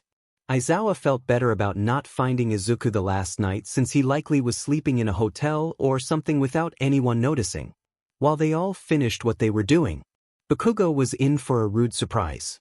He just watched the interview on the television and was a bit scared. 𝗵𝗲𝗍𝗂𝗧, running away and talking about everything that happened at the school. Quirkless freak better die while he's out on the streets, thought Bakugo. Bakugo was also worried if the Yagis knew about what he did because he wanted All Might's quirk to rub it into the 𝗵𝗃𝗁𝗍's face that his own father thought he was better than the quirkless freak. As Bakugo was thinking, he heard a banging on his front door. His mother went and opened it and was met with the police. Mrs. Bakugo, we are here to arrest your son for questioning in his involvement of the abuse of Izuku Yagi during school over the years, stated the officer. Bakugo's mother was stunned and started to ask questions since she wanted to know what they meant. My son hasn't harmed anyone. What the hell do you mean? She asked.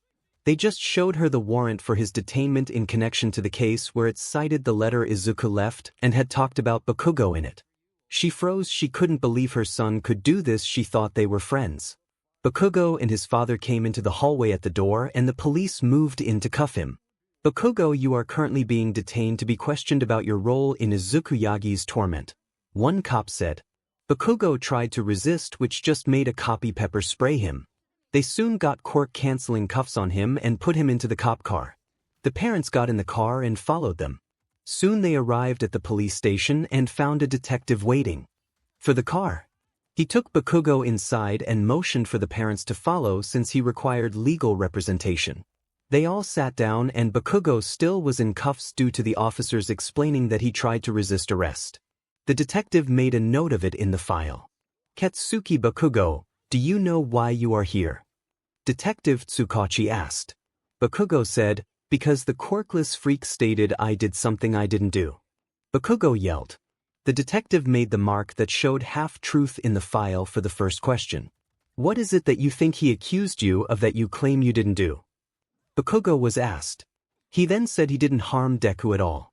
He didn't realize he called Izuku Deku in front of his parents, which he never did. They paled when he did since they knew what that meant. It was at that moment the detective caught Bakugo in a lie. So you tell me you never physically harmed him? Never assaulted him? Verbally or physically bullied him? Never used your quirk on him? Never destroyed his property? Never suicide baited him? The detective asked one at a time and Bakugo just said no to everything. The detective had him for good. Bakugo was trapped now since everything came back as false when he denied each claim. Bagwo, do you know what my quirk is? He asked and none of the Bakugo family knew. I'm one of the best detectives due to my quirk. It's called lie detectors, meaning no one can lie in front of me. I can feel if someone is telling the truth, half-truth, or lying to me. All of the claims I asked you came back as false when you denied them. The detective said. Katsuki Bakugo froze and paled at that statement. The detective then said that his quirk is allowed in as evidence in court as such. They had him for each of those crimes. What do you have to say for yourself, Bakugo? We have you for each crime now.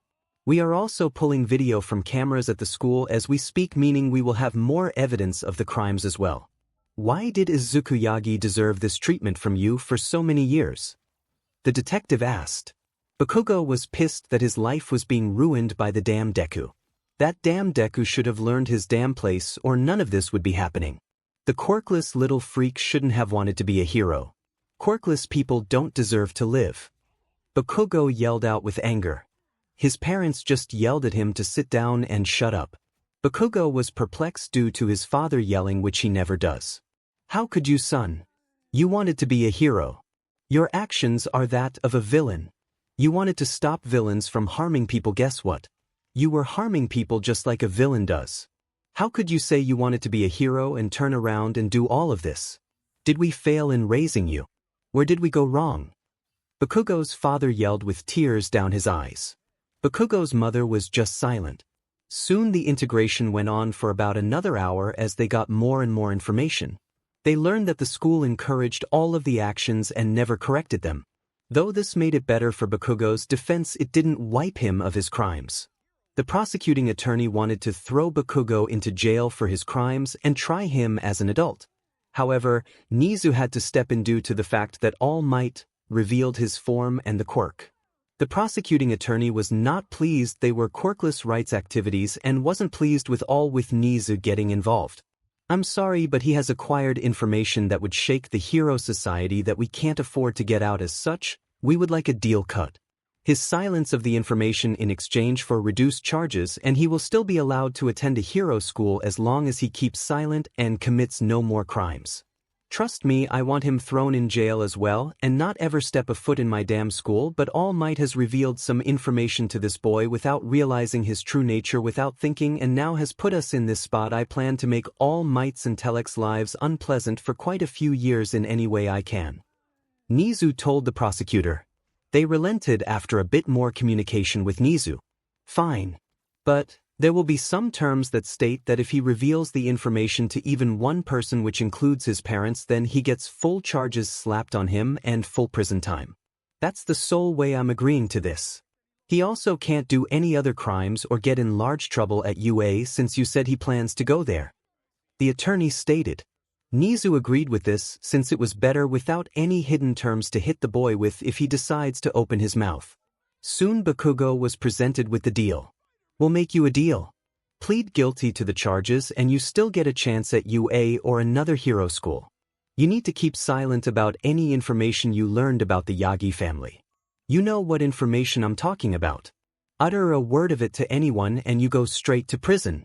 You will be required to go into anger management, therapy, and do a lot of community service and be on probation at any hero school you go to. Otherwise, we got to trial and you get trialed as an adult, which carries 5 years minimum for all the things you did. Stated the prosecuting attorney. Bakugo didn't want to admit that he did anything wrong, but his parents said he would accept it. You are going to accept this, otherwise goodbye hero school, son. That is even if we decided to let you go. It will depend on how you behave between now and then. Stated his dad in a very low tone. Bakugo flinched since he's never heard his father like this before, and it actually scared him a bit. Bakugo complained that he didn't do anything wrong, but his parents said he did, and they hoped he realized that one day his actions were of a villain when he wants to be a hero. He relented after they left no room for debate and he signed the deal. The deal stated that his crimes wouldn't be made public by the police or attorney's office, which they accepted. Though it never said UA wouldn't tell his classmates about it in the future, or if Izuku reappeared and tells everyone, which would force UA's hand on expelling him most likely. Thought Nizu with an evil smile. He just needed to figure out a plan to deal with the secrets Bakugo learned when that day came. While everything was going on in the outside world, Izuku was in the Uchiha shrine training with his ancestor Madara Uchiha. They were attempting to unlock his chakra, and they were on the second day of attempting since they had stopped to rest early the first day. Madara explained to Izuku what chakra was and the basic knowledge about it. Chakra is essential to even the most basic jutsu. Most use hand seals, which I will teach you to mold the chakra and control it. Things like water walking, exhaling fire, creating illusions, or even increasing your physical strength can be done via chakra.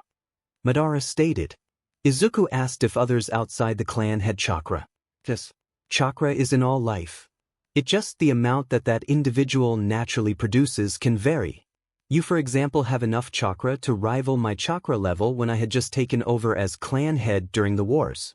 You are producing a large amount, and you can even expand this pool of chakra by training methods. Madara stated. Izuku was attempting to unlock his chakra by combing his mental energy with his physical energy to allow the chakra his body produces to follow free. Once they are connected, then he would have unlocked his chakra. Calm your mind. Put other things outside of it and focuses on your longing to connect your mental energy to your physical energy. Think of it as yin and yang revolving around each other but never touching. Now you will break the balance and allow it to spill into each other to form a new system of the chakra pathway system. Madara guided while floating from the weapon in the shrine room. After about another 3 days of this training, Izuku succeeded and unlocked his chakra, but he was knocked out cold due to the amount of chakra that flooded his system. 11 After about another 3 days of this training, Izuku succeeded and unlocked his chakra, but he was knocked out cold due to the amount of chakra that flooded his system. Well, I will be.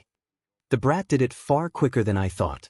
Normally this is done when children are really young and are being prepared for training in the future. With his age, I expected him to take a week and a half. Good job, Izuku. You are truly an Uchiha who overcomes the challenges in his way. Madara thought with a smirk on his face. He was going to enjoy the brutal training he was going to do. It took Izuku a whole day for him to awaken due to the shock from his newly created chakra system.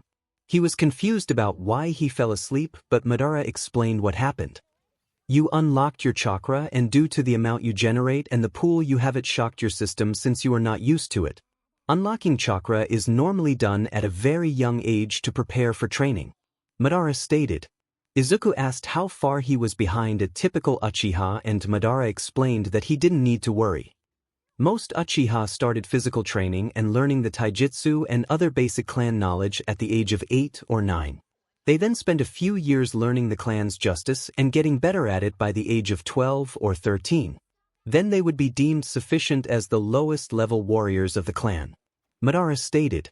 Izuku had already done a good job at physical training, but it wasn't the best on where he really needs to be at.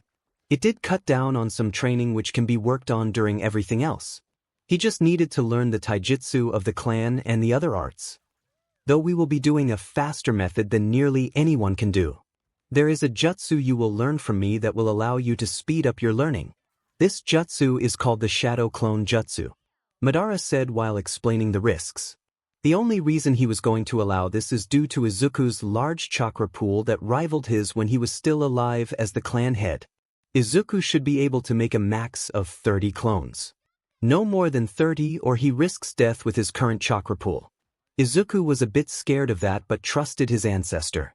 After having Izuku relax for a bit and calm his chakra down and get used to it flowing in his body, Madara started the transfer of chakra after he undid all of the other seals in the shrine. Izuku would just have to find them and pull everything out. After about 1 hour the transfer was done. Madara had transferred all the chakra that was left in the weapon since Izuku had finished earlier than they had planned.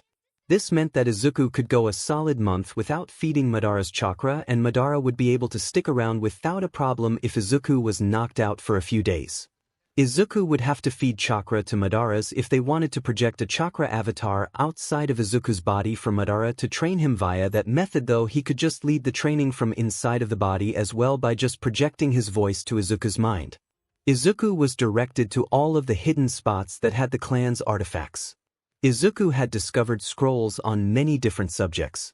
There were scrolls on Uchiha's main jutsu types like ninjutsu, genjutsu, and taijutsu. Outside of the 3 main jutsus we have many subcategories as well. These don't really have to be actual jutsus but fighting techniques or weapon techniques that our clan has collected over our history. For example, there is some bukijutsu or otherwise known as weapon techniques. I will teach you how to use the war fan or otherwise known as gunbai later, Madara said. Izuku read through the titles of other scrolls. There was some fuinjutsu sealing techniques, kenjutsu sword techniques, kinjutsu forbidden techniques like the shadow clones, medical ninjutsu, shurikenjutsu shuriken, kunai, senbon, etc. techniques. And then there was one about a dojutsu called Shiragian. The dojutsu scroll is about our clan's visual eye ability. We can activate this due to pain and suffering or the loss of loved ones. I believe you will likely have it already due to your past. You will just need to fully activate it. Once you start doing it you will have a large burning sensation in your eyes until you fully unlock it, then it will be a minimal sensation letting you know you have it on. Madara explained. This caught Izuku's attention because of the burning sensation in his eyes. Madara-sensei, I think I do already have it. When my emotions were getting high sometimes in the past I felt a burning sensation in my eyes. Izuku said. Madara expected this due to his past. The question was how far are his eyes at? I want him to acquire the eternal Mangeko, which means he would never lose his sight. Madara thought since he had stored his original pair of Mangeko Sharingans in this shrine since he transferred his when his brother Izuna died. The idea that it had to be from a close relative was a lie that Madara himself spread to stop clan members from getting greedy towards obtaining power at the cost of another clan member. Also, activating the Mangeko Sharingan didn't require someone to kill their loved one either. It was activated from witnessing the death of their loved ones or extreme emotional trauma from loss. Izuku had met this in both regards due to the death of his family relationships and the loss of their love for him while also getting a long life of trauma that should have allowed it to activate. The problem was Izuku would need to learn a few medical justice first before they did the transfer if he did indeed have the Mangeko Sharingan already since his family betrayed him and all the pain he went through. The process would be really painful since they didn't have any other medical ninja to do it. As such, Izuku had to be awake and do it himself, which meant a large amount of unbearable pain. Though, we might be able to use a shadow clone to do it, thought Madara, but Izuku would still have to be awake in the event the clone somehow dispelled. Madara explained to Izuku how to send chakra to his eyes and soon Izuku did it. They were right and Izuku did have the Sharingan. He had all 3 tomo in his eyes. This wasn't unexpected due to his past. Madara then explained how to activate the next level, which was the Mangeko Sharingan. He explained that Izuku needed to focus more chakra on the eyes and focus his will to solidify his intentions of pushing his eyes to spin harder. This would trigger it to transform into the next stage, which was the Mangeko Sharingan if he already had it. As Izuku did it, he was able to show his Mangeko Sharingan, but he collapsed and fell asleep the moment he did it. I should have expected that since he doesn't have good chakra control, yet since our eyes are draining. Thought Madara. Izuku just slept on the floor for an entire day and woke up hungry and tired. Madara explained that he did have the Mangeko Sharingan, but he wouldn't be able to use them anytime soon due to the chakra demand and his lack of chakra control, which wastes a lot of chakras even though he has a very massive pool of it. It's like building a dam and then blowing it up and everything spills out of the dam in a quick motion, Madara stated when he explained why Izuku ran out so quickly, which caused him to collapse and go to sleep. They also talked about the fact that they won't know what individual abilities his Mangeko Sharingan grant until they can train it, but that his eyes resembled a 3-pointed shuriken instead of a 4-pointed shuriken. Yes, I'm using Itachi's. It has been several days since Izuku awakened his Mangeko Sharingan. It has been several days since Izuku awakened his Mangeko Sharingan. They had gone through the other artifacts that were stored. Izuku had found storage scrolls filled with clan clothing and other outfits. There was also a large number of shuriken, kunai, some sunban, and other weapons in the storage scrolls. There was also a supply of chakra paper and other chakra weapons. When they had found that, Madara made Izuku push some of his chakra into it to find out his chakra nature. They found out that he has fire and lighting. Madara explained that Izuku could use other elemental jutsu like water, wind, and earth, but they would be weaker than his own natural ones that he is attuned with. It was great that he had the fire nature since Uchiha's had a lot of fire-related jutsu scrolls. They soon finished going through everything that was sealed. Madara got Izuku started on his training. This was done with several methods. In one of the storage scrolls were weights that Izuku could put around his body. Madara had Izuku wear them at all times except for sleeping, and then had Izuku start his chakra control. He started him on the basic one, which was the leaf concentration method. Once Izuku had this method down, then they could use the shadow clone method and speed up the training, but doing it before would be risky since Izuku might use all of his chakra and die. This training method is done by placing a leaf over an individual's forehead and having them direct their chakra onto the leaf, using it as a focal point. The idea is to keep the leaf on their forehead and not allow it to fall. Too much chakra and you tear the leaf up, too little it falls. As such, Izuku spent the next few weeks training via this method. It was on the final day of the 3rd week that Izuku was able to make several leaves stay on his head at the same time. Madara was happy with this result and approved of teaching him the shadow clone technique so they could start increasing his training speed and get him to a level that Madara would be happy with, since they only had about 2 years and 3 months left before Izuku attempts to go to UA. Izuku has already been missing for about a month now and has learned some hunting and survival methods during his training from Madara so that he could survive in the forest and not have to risk going to the city and be stopped. Izuku refused to return to his family since he felt happier than ever. Though some people like Bakugo were not so happy. He was not used to his parents looking at him the way they did. It was a look of disappointment, guilt, and pity. Bakugo hated the looks, hated being looked down on with pity. People no longer told him that his dreams were his for the taking, and instead they were at risk if he ever screwed up again. He hated this feeling of hopelessness. Was this how Izuku felt? Bakugo thought as he gritted his teeth. The Yagis were depressed and were still looking for their missing son. It had already been an entire month since he went missing and there was no trace of him. After the cameras on the ATMs, Izuku had hidden in the blind spots of cameras and was able to escape unnoticed. The detective suggested that Izuku learned where they were all at and knew how to avoid them. Protesters were out on the streets for a few weeks demanding change to the schools and discrimination laws. Description of the attacks on All Might's son has been released, and the public was outraged with the lack of control in the school. Though not everyone agreed with it and said that the quirkless child deserved it. These people were quickly arrested for discrimination and were looked into for any villain ties by Nizu. Nizu was ruthless on anyone and everyone that came into his eyes regarding the matter of Izuku. The government has suspended both All Might and Telek for several months. They were on thin ice, and if they screwed up on something major as they did then, they would be slapped with jail time. One reason they weren't thrown in jail right away was due to the fact that they only neglected him and were reckless in their jobs as parents and didn't directly abuse their son. The other reason was because of how high rank they were and how much the government relied on them currently. As such, they were on thin ice. Telek did start to wind down her hours as a hero to increase time and searching for her son.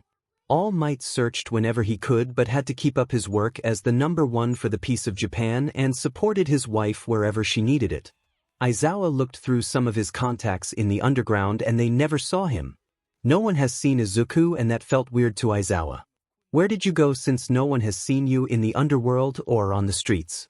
Aizawa thought. He did consider that Izuku may have fled to another part of Japan and asked his contacts there to keep an eye out. Nizu and the other friends of the family just keep looking during their hero work to see if they would ever find him. 𝗧𝗵𝗲 had used his quirk again on All Might and tried to see if they would ever find him. Turns out they did. I don't have a clear view of everything. I can only see you standing with Inko in what appears to be Nizu's office. You were muttering about that you had found Izuku. 𝗧𝗵𝗲 said. Nizu made a statement. I'm assuming it would be the UA entrance exam in roughly 3 years if they are in my office. I had my guess that Izuku would still try for it. It seems we either find him before or it will be fate to find him at UA. Nizu said. They decided to keep searching in the off chance that they find him before then but knew at one point they would find him. However, 𝗧𝗵𝗲 gave one more warning. I'm sorry I looked further as well to your death again. It's gotten clearer. As you know, my quirk goes black when I can no longer see what's happening, which means death in the terms of my quirk. I saw you on your knees surrounded by a city that is on fire. Buildings are destroyed and fallen across the ground. The person's face couldn't be seen from the angle I was given, but they had red eyes with some marks in their eyes. Everything else was too dark due to the smoke from the fires. Sir stated, and he told them that he still doesn't know when it will be since there are no identifying marks to tell him the date or year. I will just have to face it when it comes. At least I know that I will find Izuku before that day since my death came after meeting him again. That is all I can really ask for. All Might stated. Inko just hugged Toshinori while the others were tense since they wouldn't know when his death would come.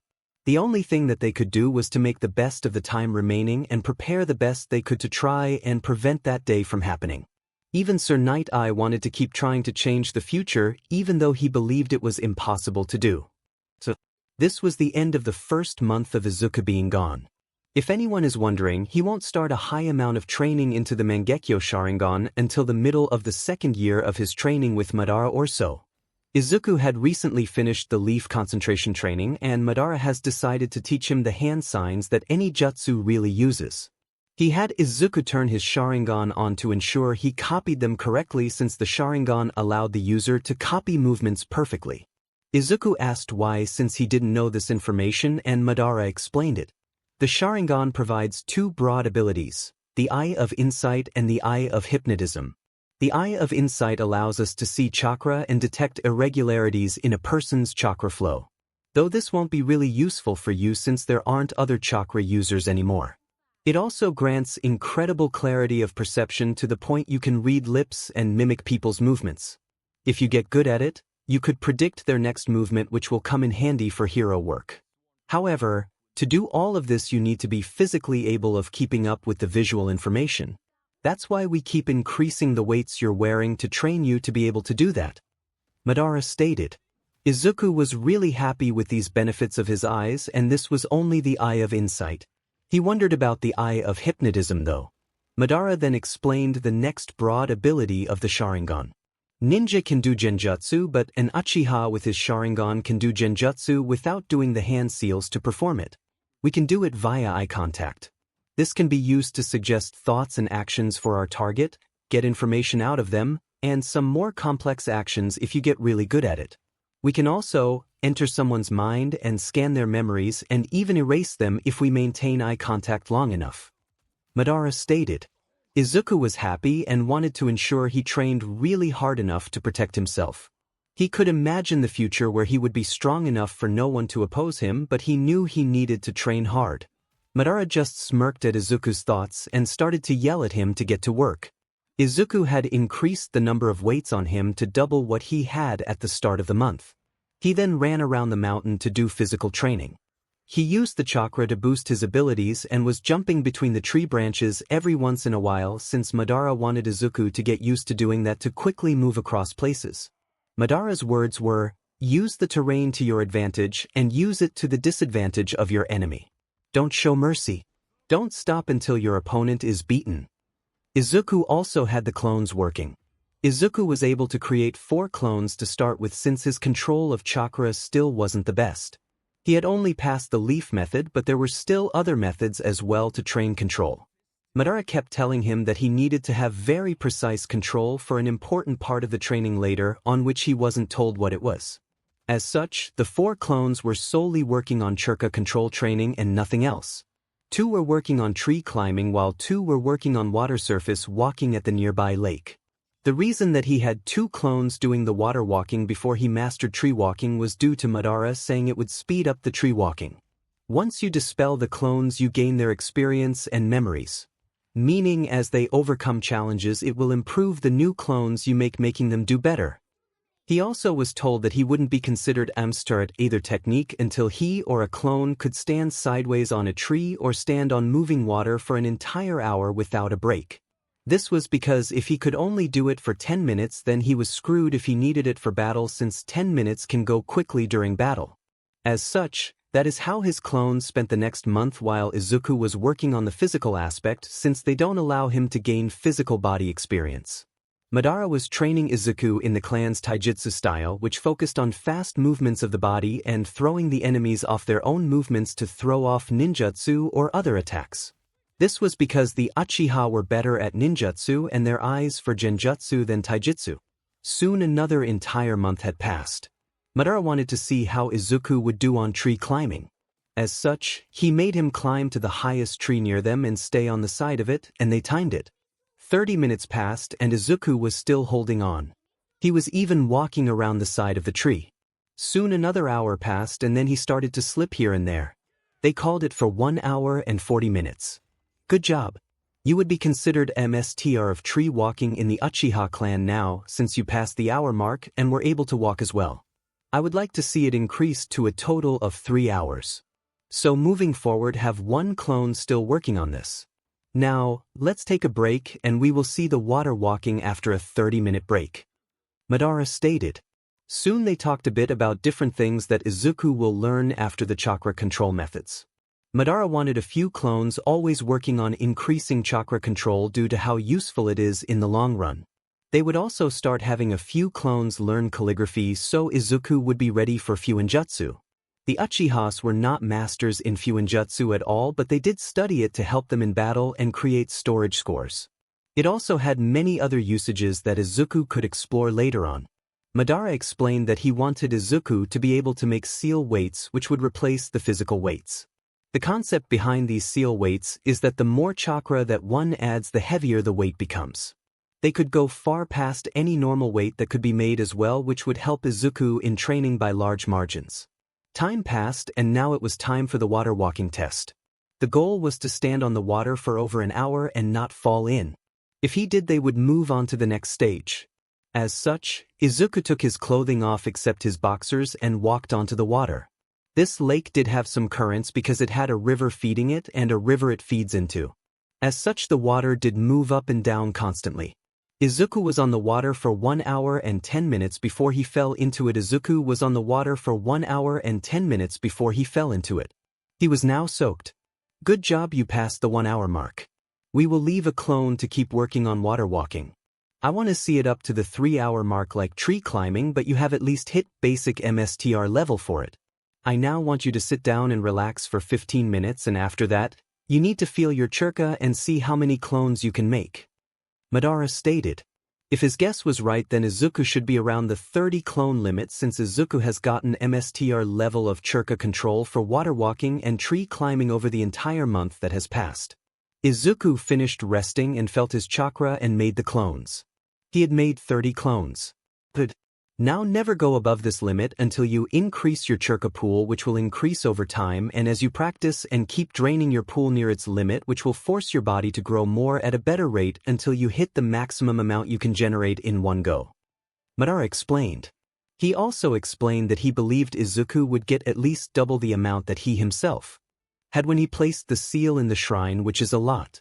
It would be enough to fight a battle for hours and recklessly throw ninjutsu around without a care. However, that could only be obtained via training, and as Izuku got older, Madara had 5 clones to tree walking, 5 clones do water walking, and then the rest of the clones started to learn calligraphy for fuinjutsu in the future. After the clones go to work, the main body got back to work and started to do his physical training again. This time Madara had Izuku create a weapons area to train in his throwing abilities. He wanted Izuku to be able to throw 10 out of 10 shurikens and kunai without missing. The clones could be doing this, but he wanted Izuku to physically work out as well during this training. Also, Madara really wanted Izuku to get enough chakra control to learn medical jutsu for the eye transplant later on that he would talk about closer to the time. This was how another entire month had passed. Izuku now had been missing for a total of 4 months. The physical training was harsh and brutal since Madara never let up. Izuku had gotten his throwing skills to the stage of hitting 7 out of 10 in the center marking area. Izuku was disappointed, but Madara encouraged him. "It's a good job. You are new at this, and I didn't allow you to use clones for this portion since it was important for the clones to be working on their assigned goals," Madara stated, which made Izuku have a small smile. Izuku noticed that after leaving his parents and the city he has become colder and displayed emotions less. Madara explained that it was a normal trait of an Uchiha that he was picking up off of him and he shouldn't be worried. Only time you should worry is if you don't let anyone in at all. Then you have a problem. Uchihas were people that cared about others but didn't express it visually a lot but via our actions, Madara said. This calmed Izuku's worries. He knew he was likely never going to be open to ideas of family and love likely again, but would see in the future. He wanted to find people that could look past his coldness. They decided to check on the clones' progress. Izuku would dispel the clones at the end of each day and then make new ones each morning. They arrived and asked the tree-walking ones how long they've been staying on the tree while moving around. "We've been able to stay connected and walk around for 3.5 hours currently," responded a clone. Madara was happy at this and had Izuku dispel them since he was now done with tree-walking for now. They arrived at the water-walking ones and they were told that the clones had been able to stay walking on the water for 2 hours and 30 minutes. Madara had Izuku dispel them. "Tomorrow you need to make 10 clones and have them doing the water walking for about 2 more weeks and we will see if they are above the 3-hour mark," Madara stated. They then went to the 20 clones doing calligraphy. Madara had Izuku feed his 𝗎𝗫 so he could project himself out. He then looked over the newest versions of the writing. "Give it about 2 more weeks as well and they should be at a good stage to start practicing fuinjutsu," Madara stated. Izuku was so thankful for the shadow clones since it cut so much time out of his training. They sat down and rested for the day since it was getting late. Izuku had cleaned the entire shrine of all of the dust so it looked lived in quite well. Izuku had asked Madara to explain more about the clan and the history of the ninja. Madara explained how the Sage of Six Paths happened and how the Uchiha clan and Senju clan were from the 2 brothers who fought constantly. Izuku thought this was depressing of the clans to fight for so long when they were in fact family. Madara was stunned at that viewpoint and realized no one from his time thought of it like that, and then found it a bit depressing as well that so many died due to a brother's dispute. The next day arrived and Izuku got back to training. He sent the clones to do their things while he did his own routine. He was able to carry about 200 pounds on his body at all times while running with some challenge. Madara stated that Izuku would need to be able to lift with the weight seals a load of 1,000 pounds in addition to his own body weight to be efficient at keeping up with his Sharingan movements. The 2-week mark had arrived and they checked on the clones. The water-walking clones could now stay on the water and move around for 3 hours and 20 minutes. They were dispelled and they moved to the clones working on calligraphy. These clones were able to write at a level that Madara approved of. He described them as proficient level and that most seals could be made now. He suggested having a clone or 2 in the future keep working on it to become 𝗵𝘃𝗲, but for what they needed it for it was good enough to start leaving fuinjutsu. As such, they had the clones dispel and stopped for the day. Tomorrow they would have 10 clones working on fuinjutsu while 10 other clones worked on ninjutsu. Izuku was happy that he would start learning ninjutsu now. The remaining 10 clones would start learning medical jutsu as well. It was another 2 months before any changes happened. The clones had cleared out an area around the lake for ninjutsu practice so Izuku could practice on land and over the lake. Izuku had learned a handful of ninjutsu from the clan. Some of the ninjutsu that Izuku clones have been working on was Fire Release, Great Fire Annihilation, Fire Release, Great Fire Destruction, Fire Release, Great Fireball Technique, and Fire Release, Great Flame Flower. These techniques were mainly aimed at large-scale destruction and couldn't be used in hero work 90% of the time but were still good to learn since they were prominent Uchiha clan jutsus. There was some other jutsu that Izuku clones started on but weren't proficient to use in battle yet, but he was planning on them. Some of these included lighting release attacks, but he could really only practice those when it was storming out so he could hide the use of them and not attract attention to his hiding spot. Though some he could use, like the lightning release. Spied Web, which was an attack that creates a surge of electricity around the user and electrocutes anyone caught in it. Izuku also did learn some other elemental release jutsus but focused on his main ones. However, at the end of the 2 months, Izuku was in for a surprise since his clones had learned some medical ninjutsu. They learned the chakra scalpel and the mystical palm technique.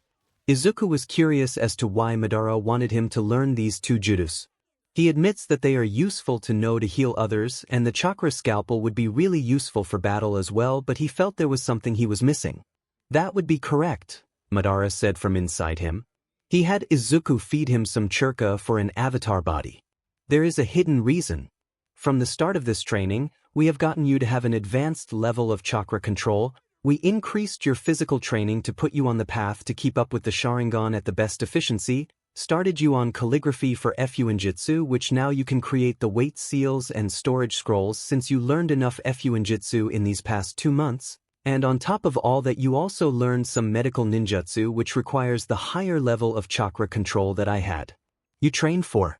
Now it's time for a big jump in the next request of mine for you. Madara said as Izuku sat in front of him respectfully. Since Izuku respected the man as his sensei and his ancestor. You know of the Mangeko Sharingan which I've prevented you from using. The reason for that is that you will go blind if you use it too much. However, there is a route around this and it's to obtain the eternal Mangeko Sharingan. This is done by switching out your eyes for another Mangeko Sharingan set of eyes. That is why you needed advanced chakra control to learn the medical ninjutsu, because you're going to have to cut your eyes out and replace them with my original set. Madara stated. Izuku was shocked. He didn't know what to think. He was just told that he would have to remove his own eyes to perform surgery on himself, which meant he had to be awake for it all. Izuku was frozen in his thoughts when Madara called him out of them. This is the only way. Otherwise, you will go blind each time you use the Mangeko Sharingan, and it's too valuable not to obtain the eternal version since it provides so many things that will help protect yourself and others. However, the choice is yours to make since you have to do the surgery yourself. A mistake on your part could destroy the eyes, rendering you blind if you destroy a set of them. Madara stated. Madara also explained that they wouldn't attempt at training the Mangeko Sharingan until the physical training and ninjutsu training was done due to how complex it was. Izuku also needed to be able to keep up with his Sharingan as well before they did the training, but Madara wanted to do the surgery now if Izuku would do it so his eyes would adjust to his body in the span of time before the training for his Mangeko. As such, Izuku had to think about what he wanted to do. It was currently at the end of 6 months since Izuku had left home, and he had just been presented with a large decision he never knew he would need to make. Izuku took a week to decide on the surgery. He had asked his MSTR more questions about the surgery and the benefits of him doing it versus the disadvantages. Madara explained that there wasn't really any disadvantage besides a slightly higher increase in chakra consumption, but with how much Izuku has trained in chakra control, the difference wouldn't be really noticeable. Izuku decided to do the surgery, but he was still scared. He had to take his own eyes out after all. They would use shadow clones to do it, but he still had to be awake, and they only had some medicine to numb the eye areas, but Madara had stated that the pain would overcome the medicine easily. As such, Izuku will suffer unbearable pain, and he has to resist the urge of his body collapsing to sleep under the pain. The reason was if for some reason the clones got dispelled, he would need to make new ones. Izuku was nervous, but it was time for the surgery. Izuku had gotten a lot of water from the lake and boiled it. They had clean fabric ready and had laid some down for Izuku to lay on. After about 3 hours of preparing everything and sterilizing some knives that were in a storage scroll, they had ready. Madara showed Izuku where his original eyes were located at. It was hidden in a safe behind the Uchiha crest that was in the shrine hall where he found Madara. Izuku did the hand seals as instructed and placed some of his BLD. The seal came undone and a hole opened up and there were the eyes at. Now it was time for the surgery. It's okay to be nervous. This will be painful, but you have survived the pain. You have survived the hatred. You will survive this and won't break. You will grow stronger so none one will look down on you again without suffering your wrath. You are a Uchiha. Madara shouted the last part. This solidified Izuku's will and they got to work. The clones grabbed the eyes of their 𝗵𝗃𝗲 and the sterilized equipment as well. They placed some gloves on and injected Izuku with some of the numbing agents into Izuku's face around his eyes. They waited for about 5 minutes and got to work. They pulled the eyelids back and used the medical ninjutsu and chakra scalpel to pull the eyes out. Izuku was screaming in pain. He was glad he had several extra clones made to hold him down to the ground. Master is hurt so much. It's like all the pain in my life combined in one moment. Izuku yelled. Madara just encouraged him to keep pushing through. The eyes had been taken out. That was the hardest part, but it took about 5 minutes to do it, which meant 5 minutes of pain. Now it was time to transplant the new eyes into him and heal him as they go in to ensure they attach to his body correctly. This was still painful, but not as much as removing them. Izuku calmed down a bit during the departs. He was breathing hard but gritted his teeth and told the clones to get to work. A clone was working on each eye to ensure it went faster. They slowly placed the eyes in and used the mystical healing hands jutsu at the same time. It was around 10 minutes after they started placing them in that they finished.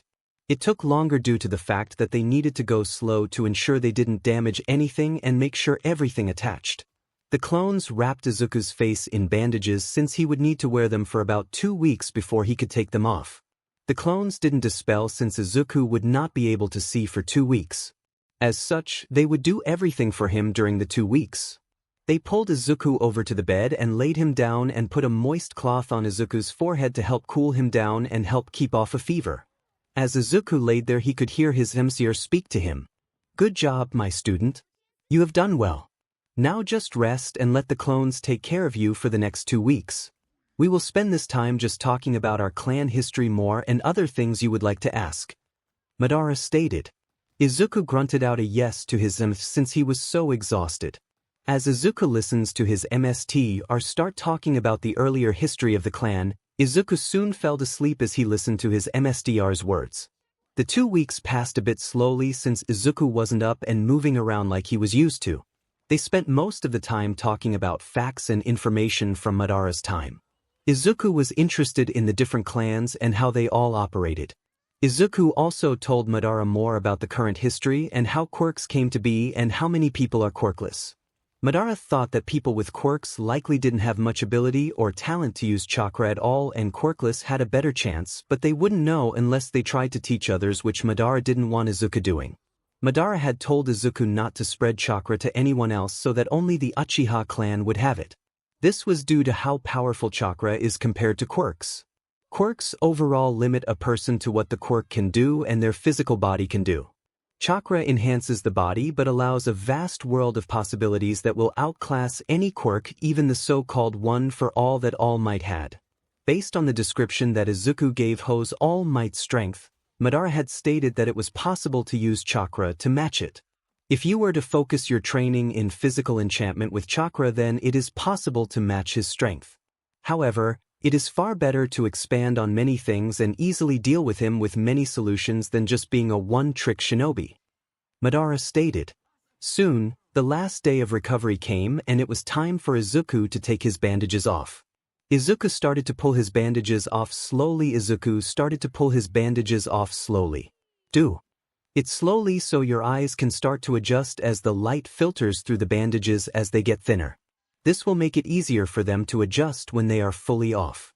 Once they are off, go through the stages of your eyes. Madara stated. Izuku took about 5 minutes to take the bandages off and soon they all came off.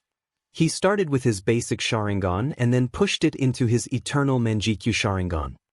It worked. Congratulations, Izuku. I'm proud of you for bearing the pain to obtain the 𝗵𝗃𝗲 stated with a small smile on his face. The new Sharingan was like his old one, but the middle section was angled and shaped a bit differently, and he had 3 new lines that looked like they were being pulled into the center of his eyes. 19 The new Sharingan was like his old one, but the middle section was angled and shaped a bit differently, and he had 3 new lines that looked like they were being pulled into the center of his eyes. He had now obtained the eternal Mangekyo Sharingan, or 𝗵𝗃𝗲. I can feel the power difference between the 𝗵𝗃𝗲 and the 𝗵𝗃𝗲, Izuku stated. Izuku could see a small smile on his 𝗵𝗃𝗲's face. He was happy that he found 𝗵𝗃𝗲. He was happy that he could train to be a proud clan member and restore the Uchiha name into the world again.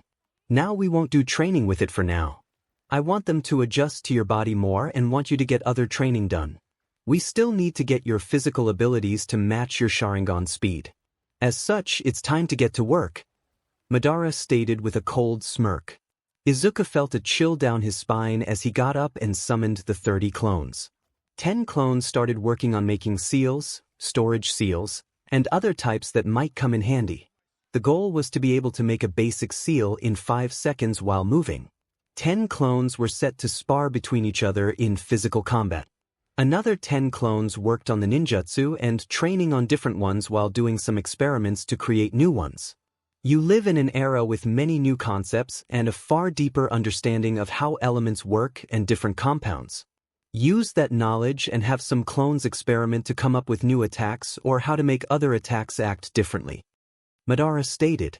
Izuku was stunned at that statement. His 𝗵𝗃𝗲 was right. He lived in a far future from when these jutsu were made, and they now had a better understanding to make different attacks or make the older ones more efficient. As such, the 30 clones got to work. Izuku himself placed some of the freshly made weight seals on himself and increased the amount of weight he had on him.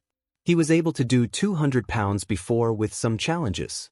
Now he had increased it to 300 and got to work.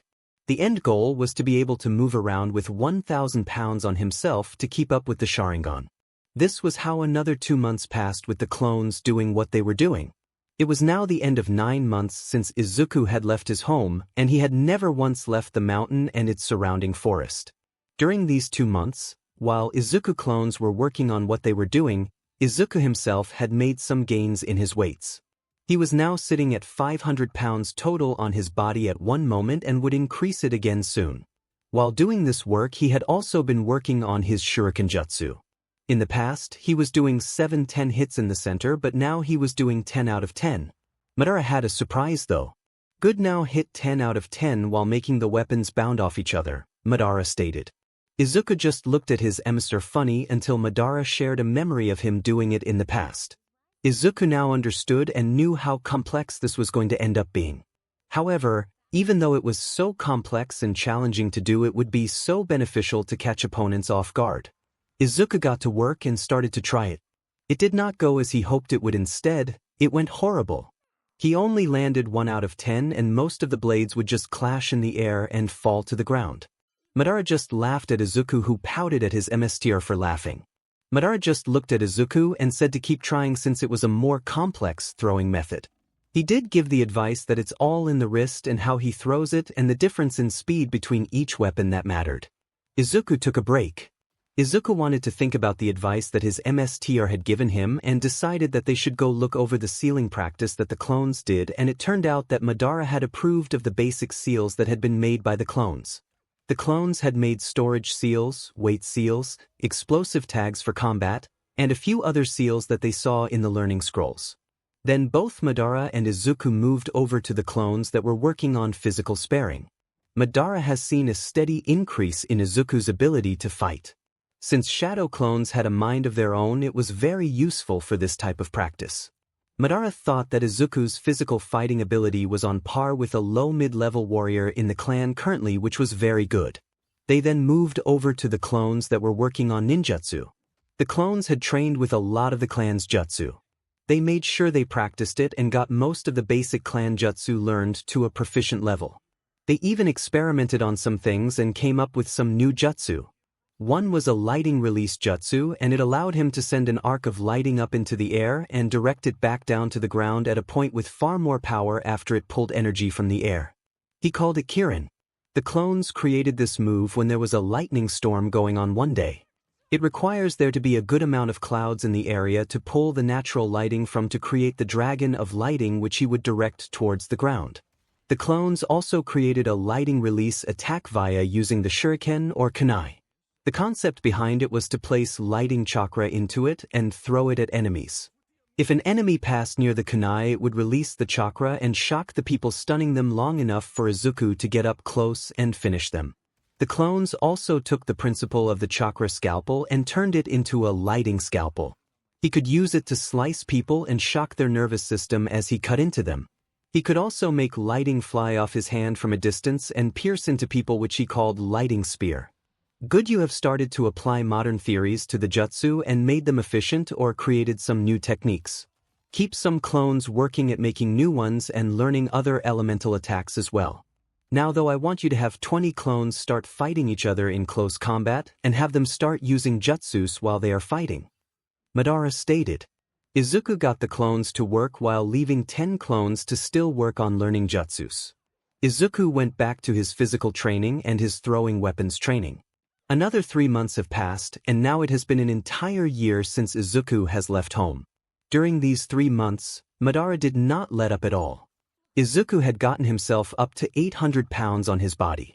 It was turning out to be around a 100 𝗵𝗃 increase each month at his current pace, which they were happy with since they still had roughly 2 years left. Izuku's body was really toned and didn't have any part lacking due to all of the physical training he has done. Madara has also started to make Izuku run through the forest and go across it at a high speed while having all of his clones throw blunted down weapons at him. They blunted them just in the event that he screwed up and didn't dodge a weapon in time. The goal of this training was to increase his physical abilities but also increase his situational awareness around him. He was dodging about 80% of the weapons thrown at him. Madara wouldn't consider him passing until he could dodge all of them and do it while running across the forest. One mistake is death. You are currently in the safety of our shrine where there is no hostile threat. However, the day you leave this mountain to go to UA, you will meet your family again. You will face those that wish to claim your life. During that time you must overcome all odds because you are a proud Uchiha and you are not allowed to be defeated during battle. You must claim victory or be dishonored and face the possibility of death. Madara stated with a scowl. Izuku knew this well. He refused to be defeated anymore and he refused to be dishonored like he was in the past. He refused to bow his head to others anymore. He now had a clan to represent and he needed to represent it with honor. Izuku refused to dishonor the clan name. He refused to allow the Uchiha name to be stained by him because he bowed his head. He was a Uchiha and was proud of it. During the past 3 months, Izuku had also gotten his throwing weapons training up to 8 out of 10 hits. Now, this wasn't the basic throwing weapon training where he was already at 10 out of 10 all the time. Instead, this was when he was making the weapons hit each other and strike a target once it had bounced off another weapon. Madara was proud of Izuku's training and achievements so far. It was only a matter of time before Izuku could overcome many opponents due to his vast skills and powers. Even then, Izuku refused to ever stop training because Izuku had put his blood, sweat, and tears into this training and refused to ever take a step backward. During this past year, Izuku has also started to grow his hair out, and now he was looking more and more like his 𝗵𝗃𝗲 Madara. Though if someone got up close to them, both the people could easily tell the difference because of their faces, but from a distance, someone could easily mistake Izuku for a younger version of Madara. This was how Izuku's first year away from home had come to an end. Madara told Izuku that once he had achieved 1,000 pounds and could move without a problem while running across the forest and dodge weapons as well, then they would start the training of his Sharingan, which would include genjutsu and the many things that it can be used for, and exploring the abilities of Izuku's EMS. Izuku was thrilled at that fact and got straight back to training the moment his body wasn't tired anymore. Izuku could be seen on the lake sitting down and meditating. He was doing meditation for many reasons. One, to help keep his mind calm, to help grow his chakra through meditation, and to prepare himself mentally for the next challenge that Madara had placed in front of him. This challenge would be rough for Izuku though. Madara was in a chakra avatar state in front of him waiting. The moment Izuku opened his eyes, Madara used his own eternal Mangeko Sharingan and placed Izuku into the 𝗧𝗵𝗲. The reason for this is because Izuku was undergoing ruthless mental training. Due to Izuku's past, Madara was concerned that Izuku might let his emotions get the better of him on the day that he met his past family. As such, Madara decided to place Izuku through mental conditioning. Izuku would be exposed to Madara's past memories from the Great Warning PRD between the clans. These would be bloody memories that would desensitize Izuku quite a bit, so Izuku would become better at controlling his emotions in stressful situations and not go into a rage state when he saw his parents or Bakugo.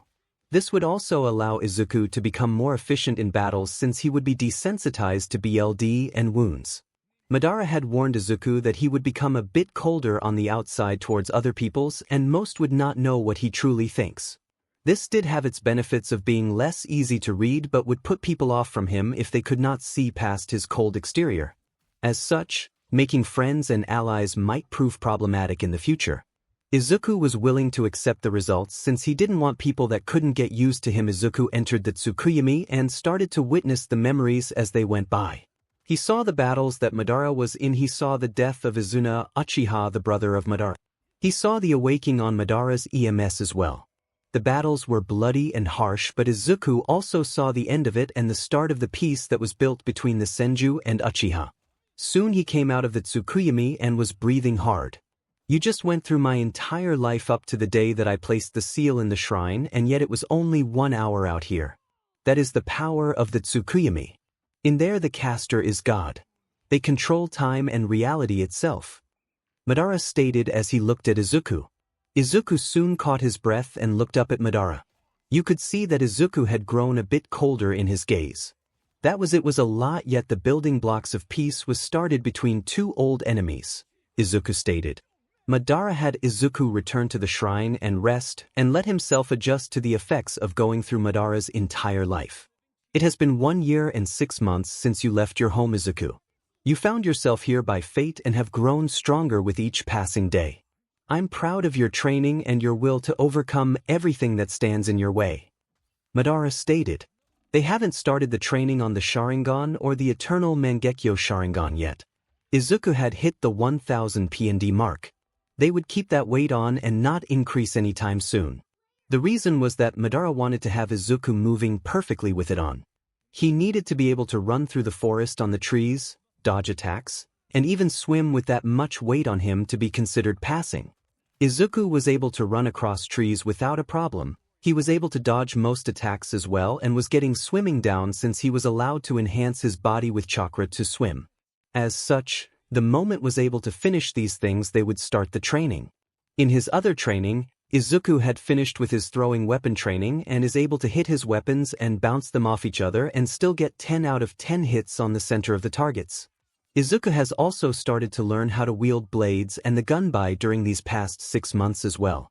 The clones were also working on jutsus and doing combat training as well, and Madara was greatly pleased with the results.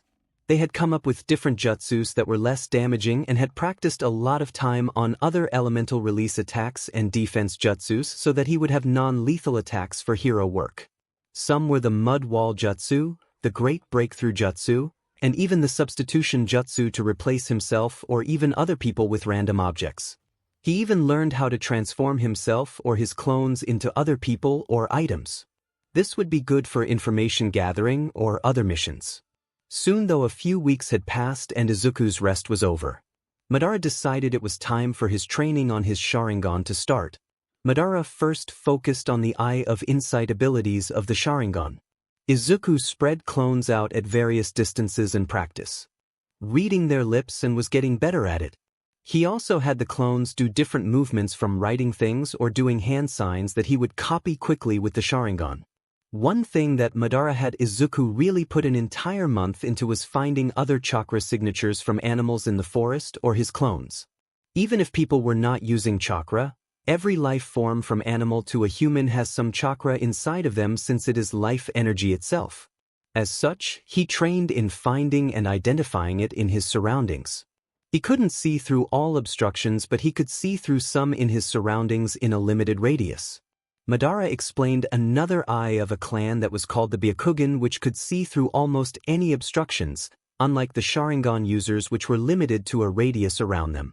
3 months had passed since they had started this training, and Madara believed Izuku was at a level good enough to start the Eye of Hypnotism training. Izuku wasn't a matter or even near it in the other training, but Madara wanted him to have both pieces of training started, and then they would use the clones to help speed it up later.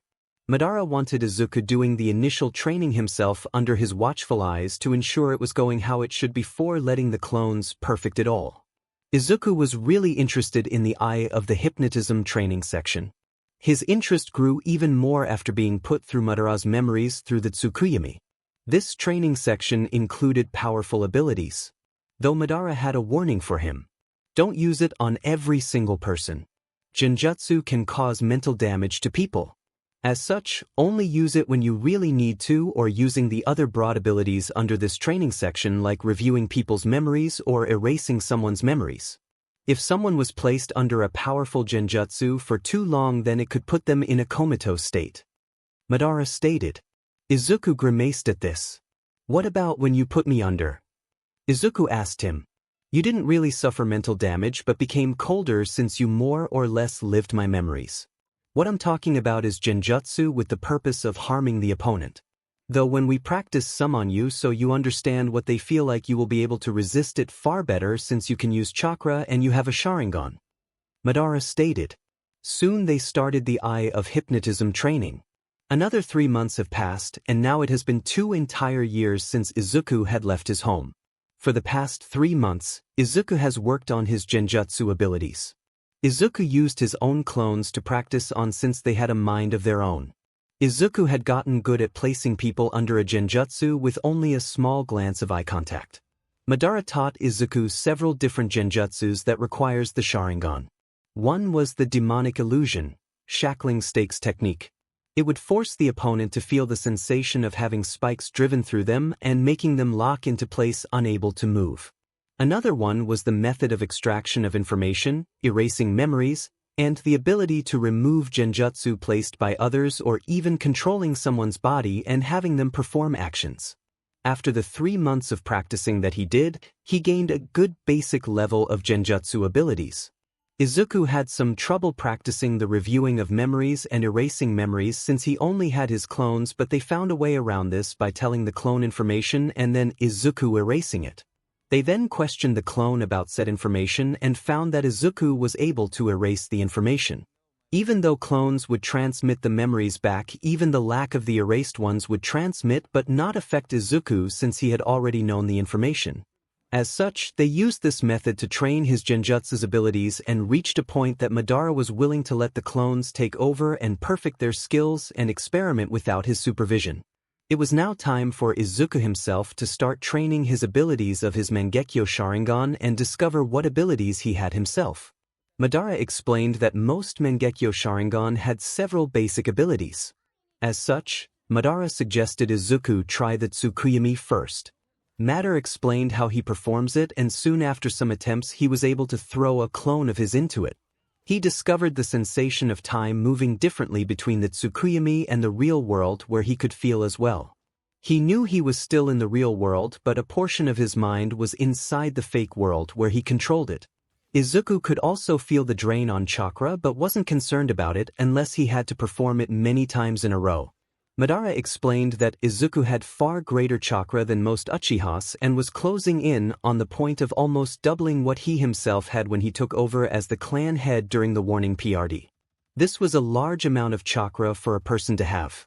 Madara also explained that he expected the cap on his chakra to be 3x the amount that he himself had as clan head, which was an alarming amount but still nothing compared to a tailed beast, which Izuku was glad that they weren't around anymore.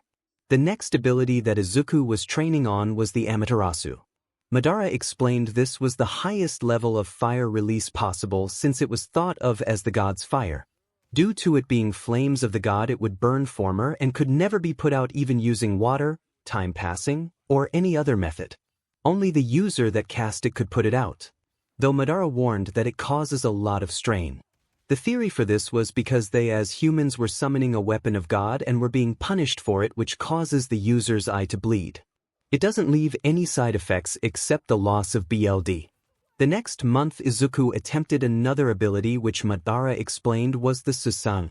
This was a gigantic avatar made of the user's chakra which can be used for fighting and is said to be an amazing defensive ability, but it costs a large amount of chakra.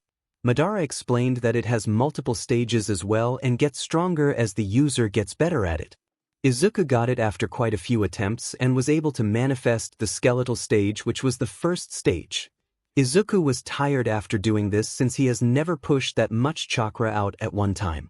It's a taxing ability but so useful once you get good at it, Madara stated. It took Izuku 3 months, a month per ability. They discovered that Izuku currently does not have access to the other abilities and he wasn't likely to get access to the others that Madara knew of. Once they knew what abilities he had, they had clones start working on each ability. 5 clones were working on each ability and the remaining 15 clones worked on the Genjutsu and other Sharingan abilities. Izuku himself went back to other training methods. He focused on increasing his chakra a bit more and doing other training like the weapons training for swords and using his lighting chakra to coat the sword. He created a few attacks by throwing the lighting chakra off his sword and using it to stun people or pierce through things. He could make his sword sharper to cut things or pierce things while also dulling the lighting to just stun as he cuts people. It was now 2 years and 3 months since Izuku had left his home. He only had a few months left before the UA test would start and he would need to return to society and be found. Izuku knew he would need to leave the shrine to go take the exam at the 2 years and 11th month mark, since that is when the exam is set to start. As such, Madara and he got the clones to work during the last few months and Izuku was combining all of his learning into each other to get his teachings to come to fruition. The last few months passed quickly and Madara had also taught Izuku an extremely useful jutsu. This jutsu is called the body flicker technique, or also called Shunshin. It allows the user to move at an extreme speed that people mistake for teleportation.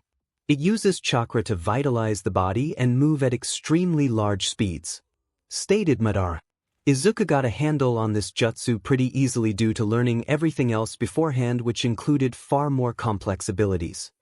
His physical training to efficiently use the Sharingan also played a good role in this since it increased his speed. Madara approved of its use in battle. Normally, you would only use this to move around short or long distances without using it in a battle, but the speed you are moving at due to the training I put you through has allowed you to go speeds that are acceptable for battles, Madara stated. More weeks passed and it was now 3 months before the UA entrance exam. Madara challenged Izuku to a battle inside the 𝗧𝗵𝗲 world where Izuku would fight Madara in a dance. Izuku always loved how his 𝗵𝗃𝗲 described a battle as a dance and had picked up the habit himself. Let us dance 𝗵𝗃𝗲, let us dance. Izuku called out. They both went charging at each other and fought. The battle lasted 6 hours inside the 𝗧𝗵𝗲 while only seconds passed in the real world. The battle came out in Madara's win. Good attempt. The reason you lost is that even though I'm dead and I'm only a mass of chakra now, I lived through many battles and have the actual experience while you don't. However, compared to other Uchihas and warriors from other clans, I would describe you as a high-level warrior. You could face many people and win many battles, though you lack the battle experience which is your enemy currently.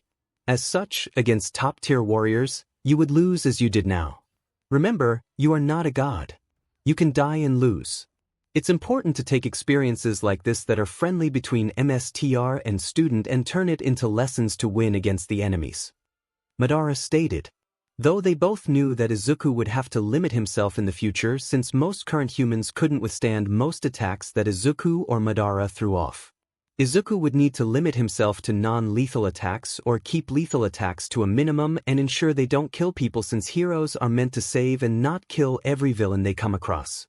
The last 3 months also included formal training in the clan aspects, such as knowing the customs and clan laws. Madara explained that even though the clan is gone except for Izuku, it was still good to know it since it helped guide the clan during troubles and Izuku could use them to guide his life if he wishes. The clones were still doing the training while Izuku was doing this formal training though, and kept experimenting on many things and sparring with each other. Izuku had planned to leave multiple clones at the shrine and keep them training even when he has to go to UA, since he would return to the shrine to live. The shrine was around 40 minutes away from UA, and Izuku could reach it via the Shunshin ability fairly quickly than the 40 minutes that normal people would take, and reach it in roughly 5 minutes. Now it was time for him to return to the world. He would still train when he returned to the shrine, but now people would be constantly trying to follow him back there, and he would need to be on guard. Izuku looked like a mix of his old hairstyle and his master's.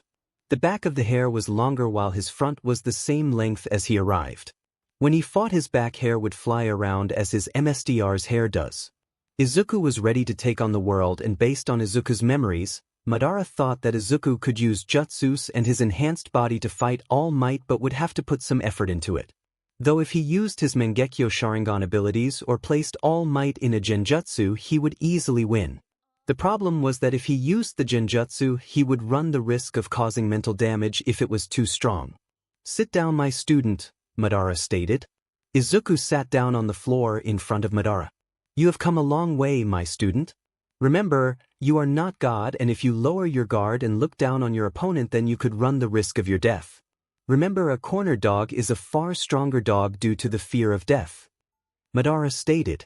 Izuku just bowed his head and thanked Madara for all of the teachings. "Now I shall watch and provide guidance from inside of you moving forward. However, now it's time for you to live your life as your own. I won't get involved unless I think you are going too far in a matter or are screwing up too much and you need to be disciplined. Otherwise, I will just communicate when I see fit," Madara stated, and Izuku acknowledged this. He did want to live his life the best he could on his own as well. "Now, it's time for the exam in a few days. As such, go forth and announce to the world that you are no longer Izuku Yagi. Instead, you are a proud member of the Uchiha clan. You are Izuku Uchiha," Madara yelled out. Izuku just responded with a loud yes in reply and started to prepare his outfit for the day. He was going in the battle outfit clothing from Madara's war outfit without the armor, since it wouldn't be allowed. The outfit had the clan symbol on it as well, since he planned to represent his clan with all of his actions. Izuku refused to bow his head anymore, for he is Izuku Uchiha and he is a proud member of the Uchiha clan.